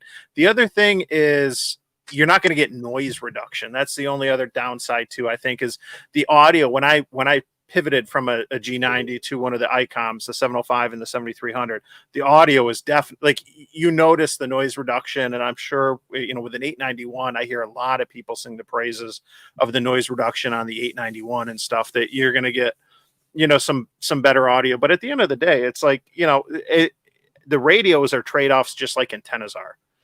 And one of the first compromises that you make is the cost and stuff, and you're not going to get everything in a radio, and if you do get everything in a radio, it's just going to be so. The 891 frustrated me with the menu system. I don't like the Yaesu menu system. Drove me nuts. I don't want to have to go out in the field and have a piece of paper with me to look at, go down 19, 20, 21, 22, 23, boom, okay, that does that, boom, boom, boom, boom. It's like, it was so hard. I mean, just like I did with this radio, I'm that guy that, like, take it out of the box, power it up, and let's play. You know what I mean? And I'm also a guy that makes drawings and instructions for a living, and I don't even read them. You know what I mean? It's like, but yeah, that's the thing about the 891. 891 is a great radio. I sold mine. I had one for 4 or 5 months and sold it. I mean, the 891, the menu on that is probably one of the worst menus. But with the Yaesu radios now today, with the 991 and some of the others, and like the 710, the menu structure is a lot easier to go through and deal with than what it is on the 891. So, yeah, I mean, it's a great radio. Great radio overall for sure. I keep that in my truck. That's what I run mobile with. I think Eric does too, and a couple other people. Yeah, I love my 891. I can't tell you, like, the menuing system doesn't bother me because it's just a big long page, and I get why people just hate scrolling. It's like doom scrolling when you're watching Instagram or something like that. But for what it's worth, it's like, if you know where the right spots are to do the right tunes, you can set those and forget them. And 9 times out of 10, I don't ever go back and tweak them, especially if, like, I go from digital to sideband or whatever. It is a challenge if you don't program to, like, quick buttons, but I mean, every radio's got its little quirks, and that's, when I go out to operate on an 891, I barely use the DSP. I don't use the noise blanker unless the bands are really, really noisy. And for all intents and purposes, I just ride the AF gain a little bit here and there, depending on what a resonant antenna I'm using. So, and it works fine. Yeah, I tell you what, my first contact on the beach to Japan was on my 891. I'd never done that with a G90. Nice. There is something to be said about that little extra power and having a better radio. So it is what it is. Love the 891. I hate the menu. Mm-hmm. I think we got a good consensus on that then. 30 years ago, we didn't have menus at all. We had to deal with, like, plates and grids, and we had to deal with all of the, ridiculousness of trying to tune right. So, what do we have right to complain on? We all right now wouldn't be having this conversation at all if somebody would just come out with a radio that was, let's just say, Yaesu, ICOM, Kenwood, or whatever, that was basically the G90 with a small SDR screen with a built-in tuner, that it was 100 watts. You hear it, Flex? Come on, Flex. You hear this. Let's go. Where's that radio at? You know what I mean? That you could take portable. It was small. That was the size of a CB radio. I would hate to say it, but the 891 is the size of a freaking CB radio, a mobile size radio with a small SDR screen, so you can see the waterfall. Because let's be honest, it's 2024. We want to look at the spectrum while we're tuning and go find somebody. 891 doesn't do that, guys. You know what I mean? It's like if I've said this I don't know how many times. Zygo, if you're listening to me, you got everything in that package. How hard would it be to make that 100-watt radio and take it from $400 to $800? You could double the price and people would still buy it at $800. If there was a G100 that was a 100-watt radio that was as freaking good as the G90, you would kill the market. Yeah, that's my opinion. Yeah, Come on, the big Team thing- ICOM. Yeah, it's enough of the Team ICOM. I would have to say it'd have to come from one of the big three, because the problem is that a lot of people, when they get into that like SDR place, they want a good receiver. And the G90 has a decent receiver. I won't discredit it there, but it's not in comparison to like a DX10 or a 101 or Flex or whatever. And so if they could make software be the front and center to that radio, then dude, you'd have my money tomorrow. Same here. I mean, I would pay. Let's just say Elecraft made that radio. I'd pay $1,500 if they would bring. That's probably cheap for an Elecraft, but you know what I'm saying. That radio right there that I just described. If someone of quality, I don't even say there's nothing wrong with Zygo quality. Someone on that other side of the fence where people would buy it, I'll never buy Chinese people or whatever. Those guys. Maybe that would be Kenwood's venture back. No, Kenwood is so slow to this game. They're going to be it's going to take them 10 years to catch up to like where they are at with all the rest of the other guys. So right. People are. To me, I guess I'm just screaming what I want in a radio. That to me would be the ultimate radio. A G90 that's well built that does 100 watts, and I would, I'm retiring with that radio. That's all I'm going to use. So it needs to be a 1F looking or 705 looking. It needs to be IPv6 because we do all of our activations on the coast or some near water. And, on top of it, it needs to somehow either have a bolt-on 100-watt amplifier or have 100 watts right out of the box. That's just the three. 100 watts out of the box. Now, I will tell you this. I don't know if it's true or not. It's kind of why I'm flirting with President so much. Reason why, and I bought this one from him and bought the other one. When I was at Dayton, I met with the President guy, and he said, there was alcohol involved, so I don't know if it's true, but he said they're going to put out a multi-band radio that's not just a 10 and a 12. They're going to go 80 to 10, and it's coming soon from President. That might be the radio I'm looking for. I don't know.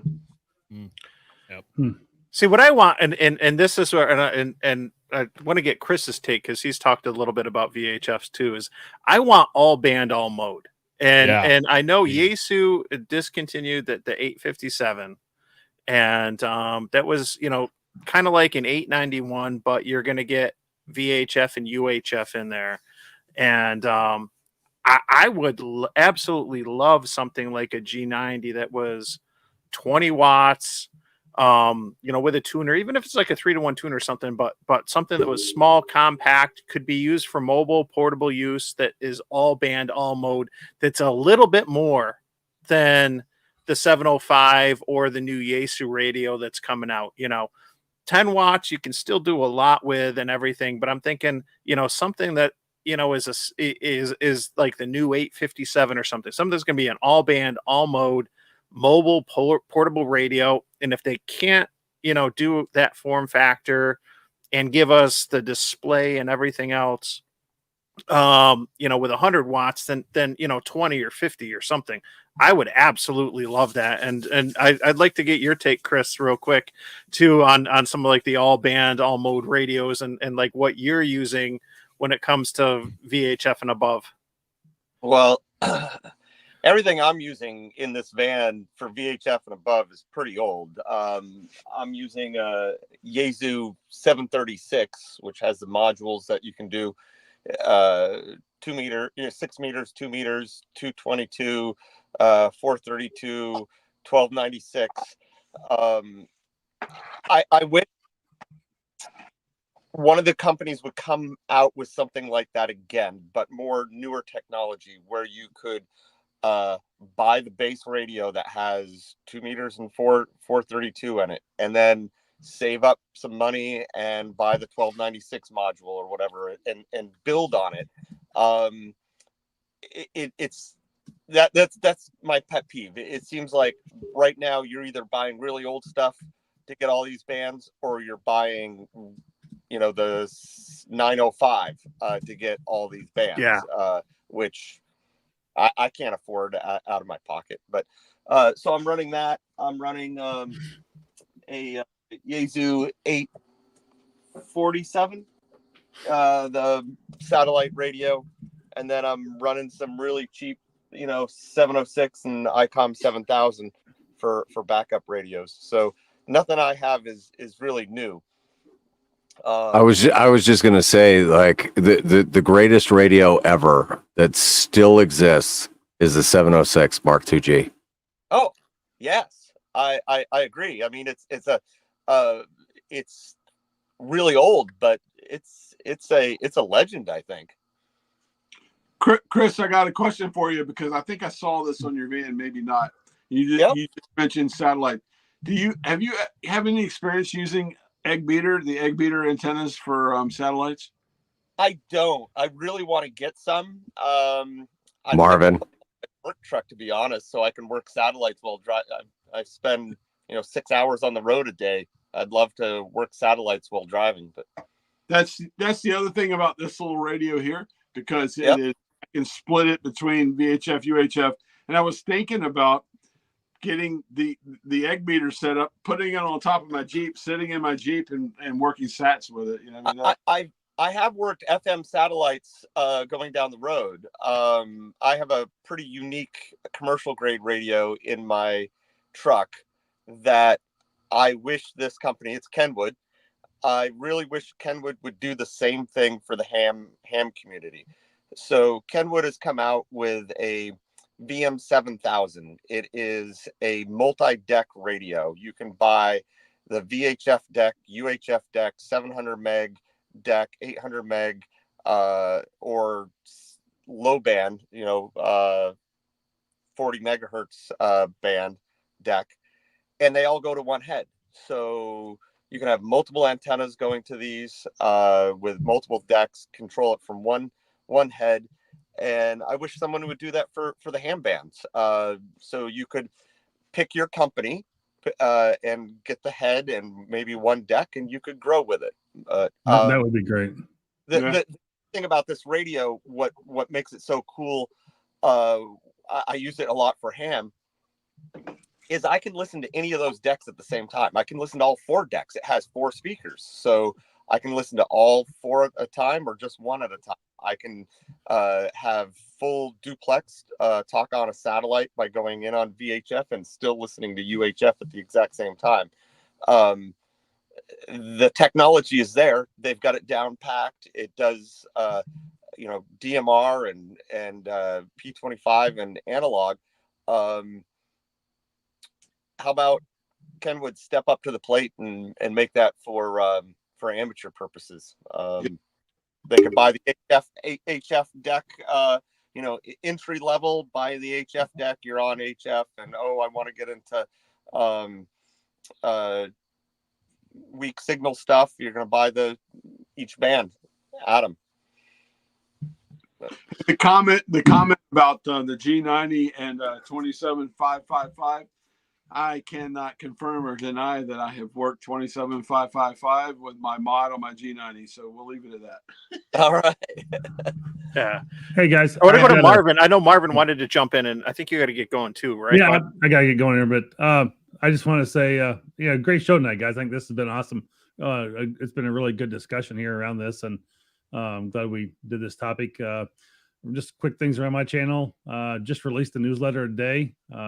It'll be up on my Patreon site. You should be able to go see that. Just a ham radio guy, and coming out with got 2 more podcasts yet this month.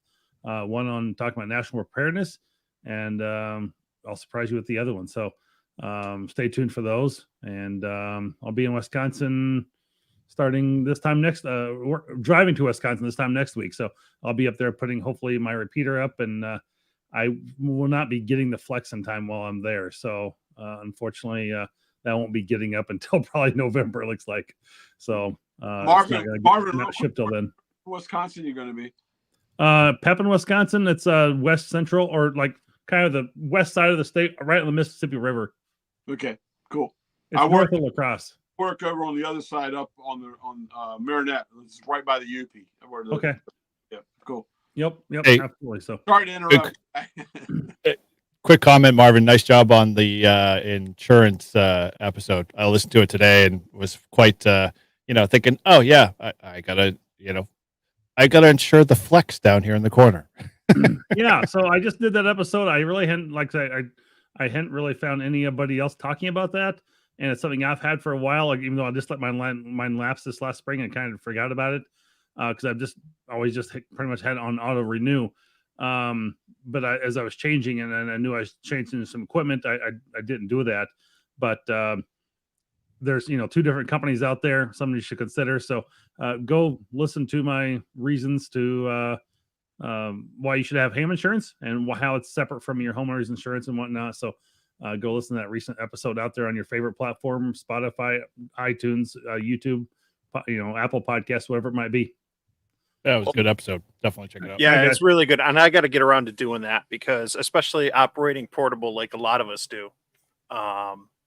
You raised some good points too about what might be covered with homeowners insurance or not, and then how much of a premium you're talking about paying to get something that happens, to a radio fixed. And then if it's a radio that's in a car, it might not be covered under the auto insurance plan. It is a really good episode.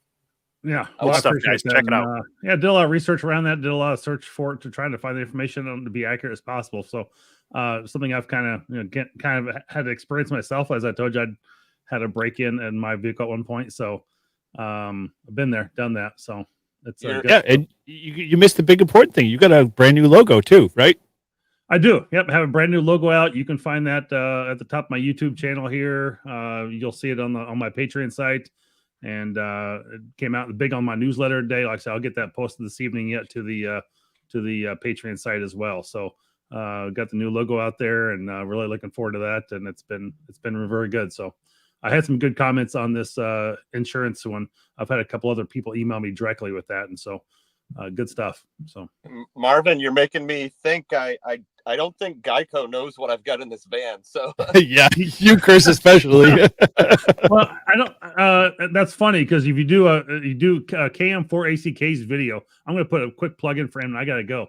But he did 2 videos ago. He talked about he shared a bunch of radios with his wife on his kitchen counter, and he kind of asked her how much the amount of those radios were, and she goes, it's handheld, maybe $100. No, it's worth $500, sort of thing. And it's like, well, this may be my last video, he says, after she finds out how much I've really spent on radios. So it is kind of scary to see how much, when you start adding up what you have for radios and investments, and you have 3 or 4 HF stations, even your little handhelds that are $500-$600 now for like a TH-74, 75. I mean, you got antennas, you got rotors. I mean, antennas aren't cheap. You got your tower. It certainly added up to a lot of money really quick. So it's kind of scary almost. Well, when you get out to Wisconsin, if you need a flex to operate, let me know. You're welcome to mine. Okay. Yeah, I'll let you know. I might remote into yours. I've also got W1 STJs I've been playing with a little bit too. So had some good luck with that. So it's been fun. So anyway, appreciate it, guys. Have a good night, and we'll be talking to you soon. Good seeing you, Marvin. Good seeing you, guys. All right. See ya. Awesome. Well, we're coming up. We've been going for 2 hours, so this is a ham radio moment. Yeah, a ham radio clubhouse moment, right? Yeah. This is scary. No, this has been a lot of fun, but trying to be respectful of everybody's time. I think it might be good to just continue on and going through the list, and give everyone a chance to share some parting thoughts, maybe talk about what they got coming up next and stuff. And so let's go with you, Chris. What do you got next? Where's the van heading? Where are you off to next? What's going on this weekend or the coming weeks? Wow. This weekend I plan to be on the road doing the VHF contest, but that is out. Just too many life getting in the way here. Kind of taking some time off to do some maintenance on the van. I've got to get a alignment so I don't have to be grip on the wheel driving it. That's coming up in next week, and then preparing for the fall and winter contest season. So hope to be out for all the major contests starting, I believe, the end of October, and being out on the road.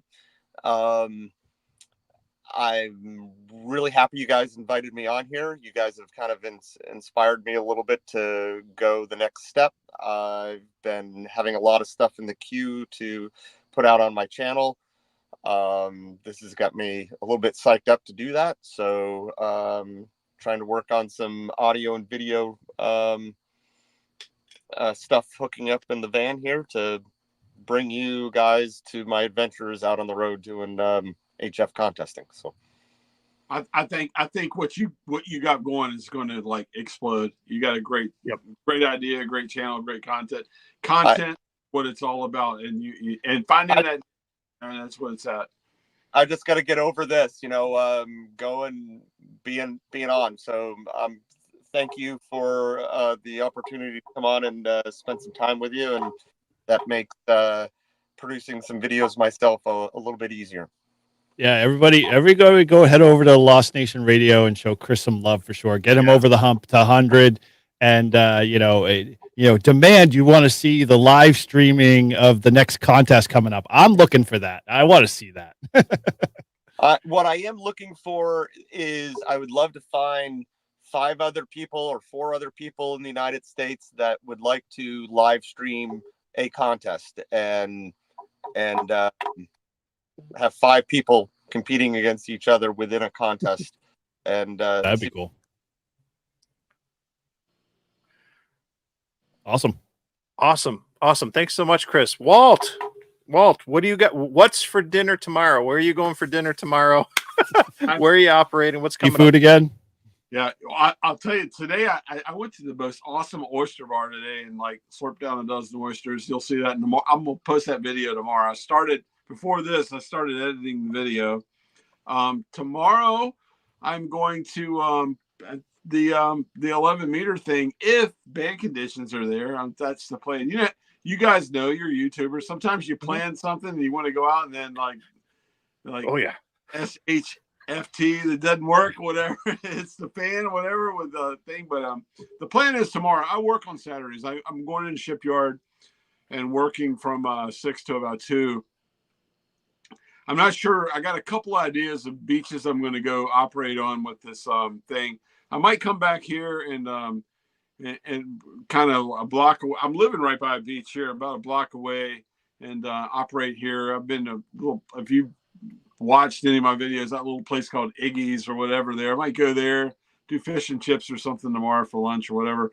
I cannot believe how I one video I put in at the end of the video, I said, I'm going to go over here and eat some seafood. And everyone just bombarded me with like, keep doing that. So I try to put that at the end of the video because I know there's a lot of hams that don't want to watch me, a fat guy, eating shrimp. You know what I mean? So I put that at the end. But yeah, that's the plan. Tomorrow, the 11 meter thing. I do have the other radio coming. What I want to do, if the conditions are there, I'm going to get up Sunday morning at Dark 100 and I want to make a VK or a ZL contact with this little Q900. Okay. And then and I want to try to do that Sunday morning if I can. My if you watch my videos and you really look at them, the majority of my stuff is done on Fridays, Saturdays, and Sundays, and then I put it out during the week because I work a lot of hours during the week. So that's kind of where I'm at and what's going on with and how I do it with life. So there you go. But that's what's coming, Mike and guys. Put K4OGO on ham alert, man. That's what I do. Yeah, I probably should. I'm a hunter. You don't need to put yourself on, but yeah. I hate to say this, and people are watching. I'm sorry, but I've actually got people that have been pissed off and mad at me because I put on Facebook that I'm going to be on 28.435 at so-and-so, and I get on there and call CQ or whatever, and I don't hear anything, and then they get mad. You said you were going to be there at 1800, whatever. So I'm more of a hunter than the CQ guy. You know what I mean? I don't want to have to deal with it. You know what I'm saying? So, well, we can fix that problem. Just don't post on Facebook. You'll be fine. There's one thing. If you want to, Oh, we could do an entire stream for 2 hours about ham radio on Facebook. Could we not? The dumpster fire of Poto, we all know well. I see Mike posted that too as well. I give you credit, man. You have to have thick skin for that. Yeah. What about you, Eric, buddy? What you got coming up? Oh, well, a couple of things. Live Free and Ham. Obviously, we got an episode dropping Monday. That one's actually going to be an interesting one. If you really liked our HF in the car episode where we talked about, having integration of your radio with your car stereo controls and that kind of stuff. We're going to be talking more this time about how we wish, a lot of the, big three would get their heads out of their butts and realize that, hey, think about open standards, more software kind of based radios where, we can get back to tinkering.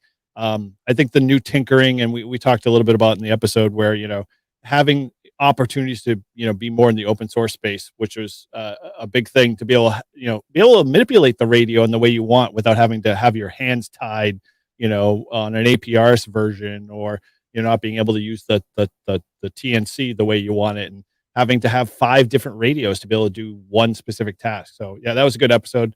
That'll be dropping soon. And my channel, man, if I could get our two guys from the Live Free and Ham episode together, we're hopefully going to get out on a field in a big wide open space, and we're going to put to rest finally a whisper test against 3 of the big 3 verticals that are out there when it comes to portable antennas. And so we're looking forward to recording that, and I'd love to get that done soon.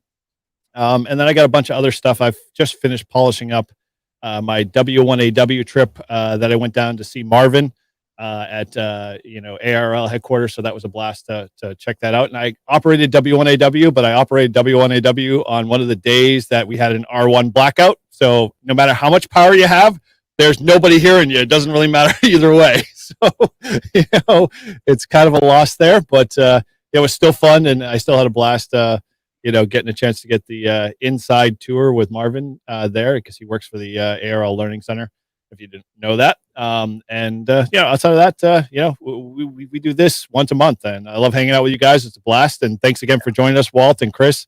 It's always fun having new guys in here, and we just want to spread the Northeast love of ham radio. Awesome. Yeah. And the podcast is great. I don't know how to share a link to subscribe to the podcast, but definitely, check out Eric's channel, and then the Live Free and Ham channel as well. It's awesome. What about you, Paul? What you got coming up?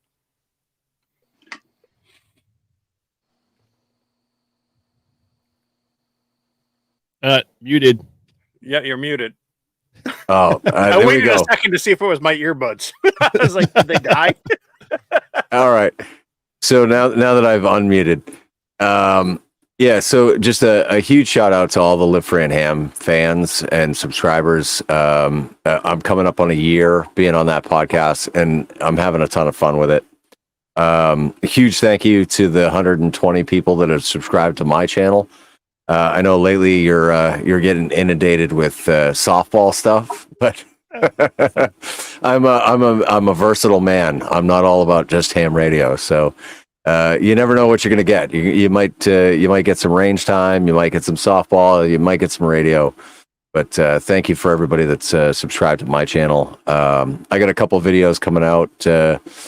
Episode 6 of the Weekend Warriors is gonna get released Sunday at noon. So huge thank you for everybody that takes part and watches the Weekend Warriors. I have a lot of fun with that. It truly is kind of my like group therapy, if you will. It's just a bunch of military guys and veterans, and we just sit down and we talk about whatever's on our mind. So it's great, and I appreciate everybody. Thanks, Jody, calling me the Renaissance man. I love what I'm doing. I'm having a ton of fun doing it, and I appreciate everybody that's along with me for the ride. Awesome. And just like you, Paul, I'm just having fun. I do a lot of different quirky things, from going out doing POTA QRP to doing VHF contests, which is going on this weekend. Short plug. I'll be out sometime. I think Sunday is, because my son, I got to coach a flag football game tomorrow morning. And then I got something else coming up tomorrow morning I'll get to, but I'll be out probably Sunday doing the VHF contest for a little bit.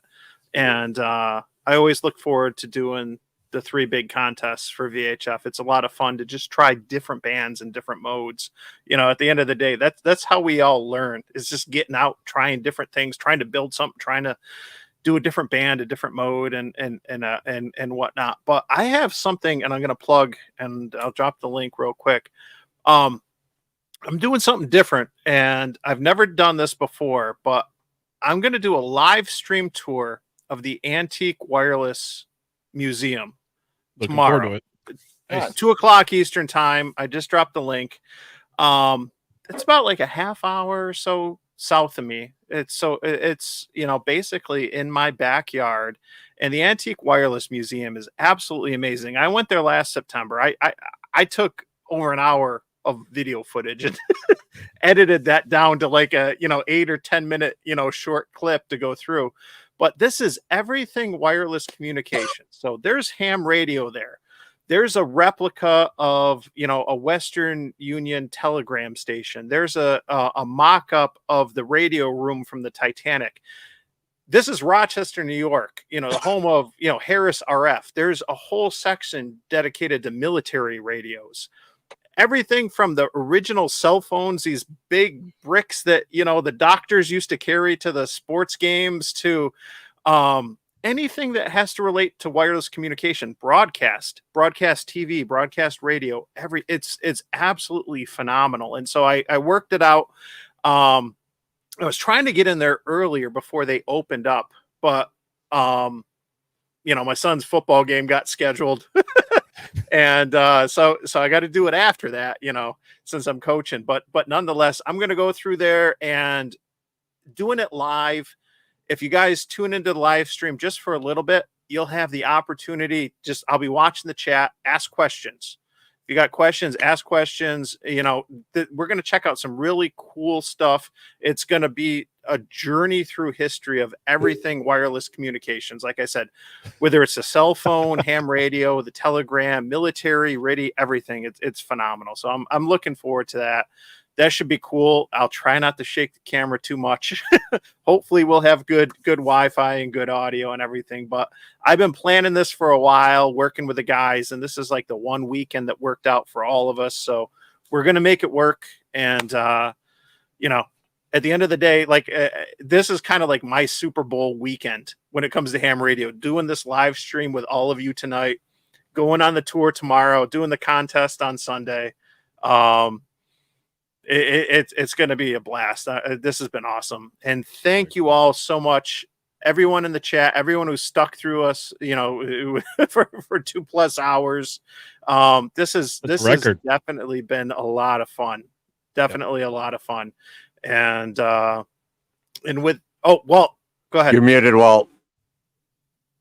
You're muted. Walt, you're muted. Mute. All right. There we go. Just saying, senior moment. The whole problem here, and the reason this lasted 2 hours, I want to apologize. Once I get going talking, I can't stop. So I apologize for the long-winded thing. It's been so awesome, and I've just absolutely enjoyed it. Enjoyed meeting you guys. Paul, I want to come up and do some range time with you. Absolutely. Cool. And Eric, man, so great meeting you. Chris, we've met before, kind of real quick. And the other thing, Mike and I have been friends for quite a while, but man, you guys this is probably one of the most fun live streams I've ever done. And I've done a lot of them, man. I've done, the coffee and ham radio guys that I've done it with Callum. I've done it with, the European ham radio show. I've done a lot of them, man. This has been, I can't shut up. I've enjoyed it so much. So thank you guys. It's been wonderful. Thank you. No problem, man. Glad to have you. Thanks for being here, Walt. Thank you. All right. Well, thank you all. We'll say 7-3, and the best clam chowder is red. White.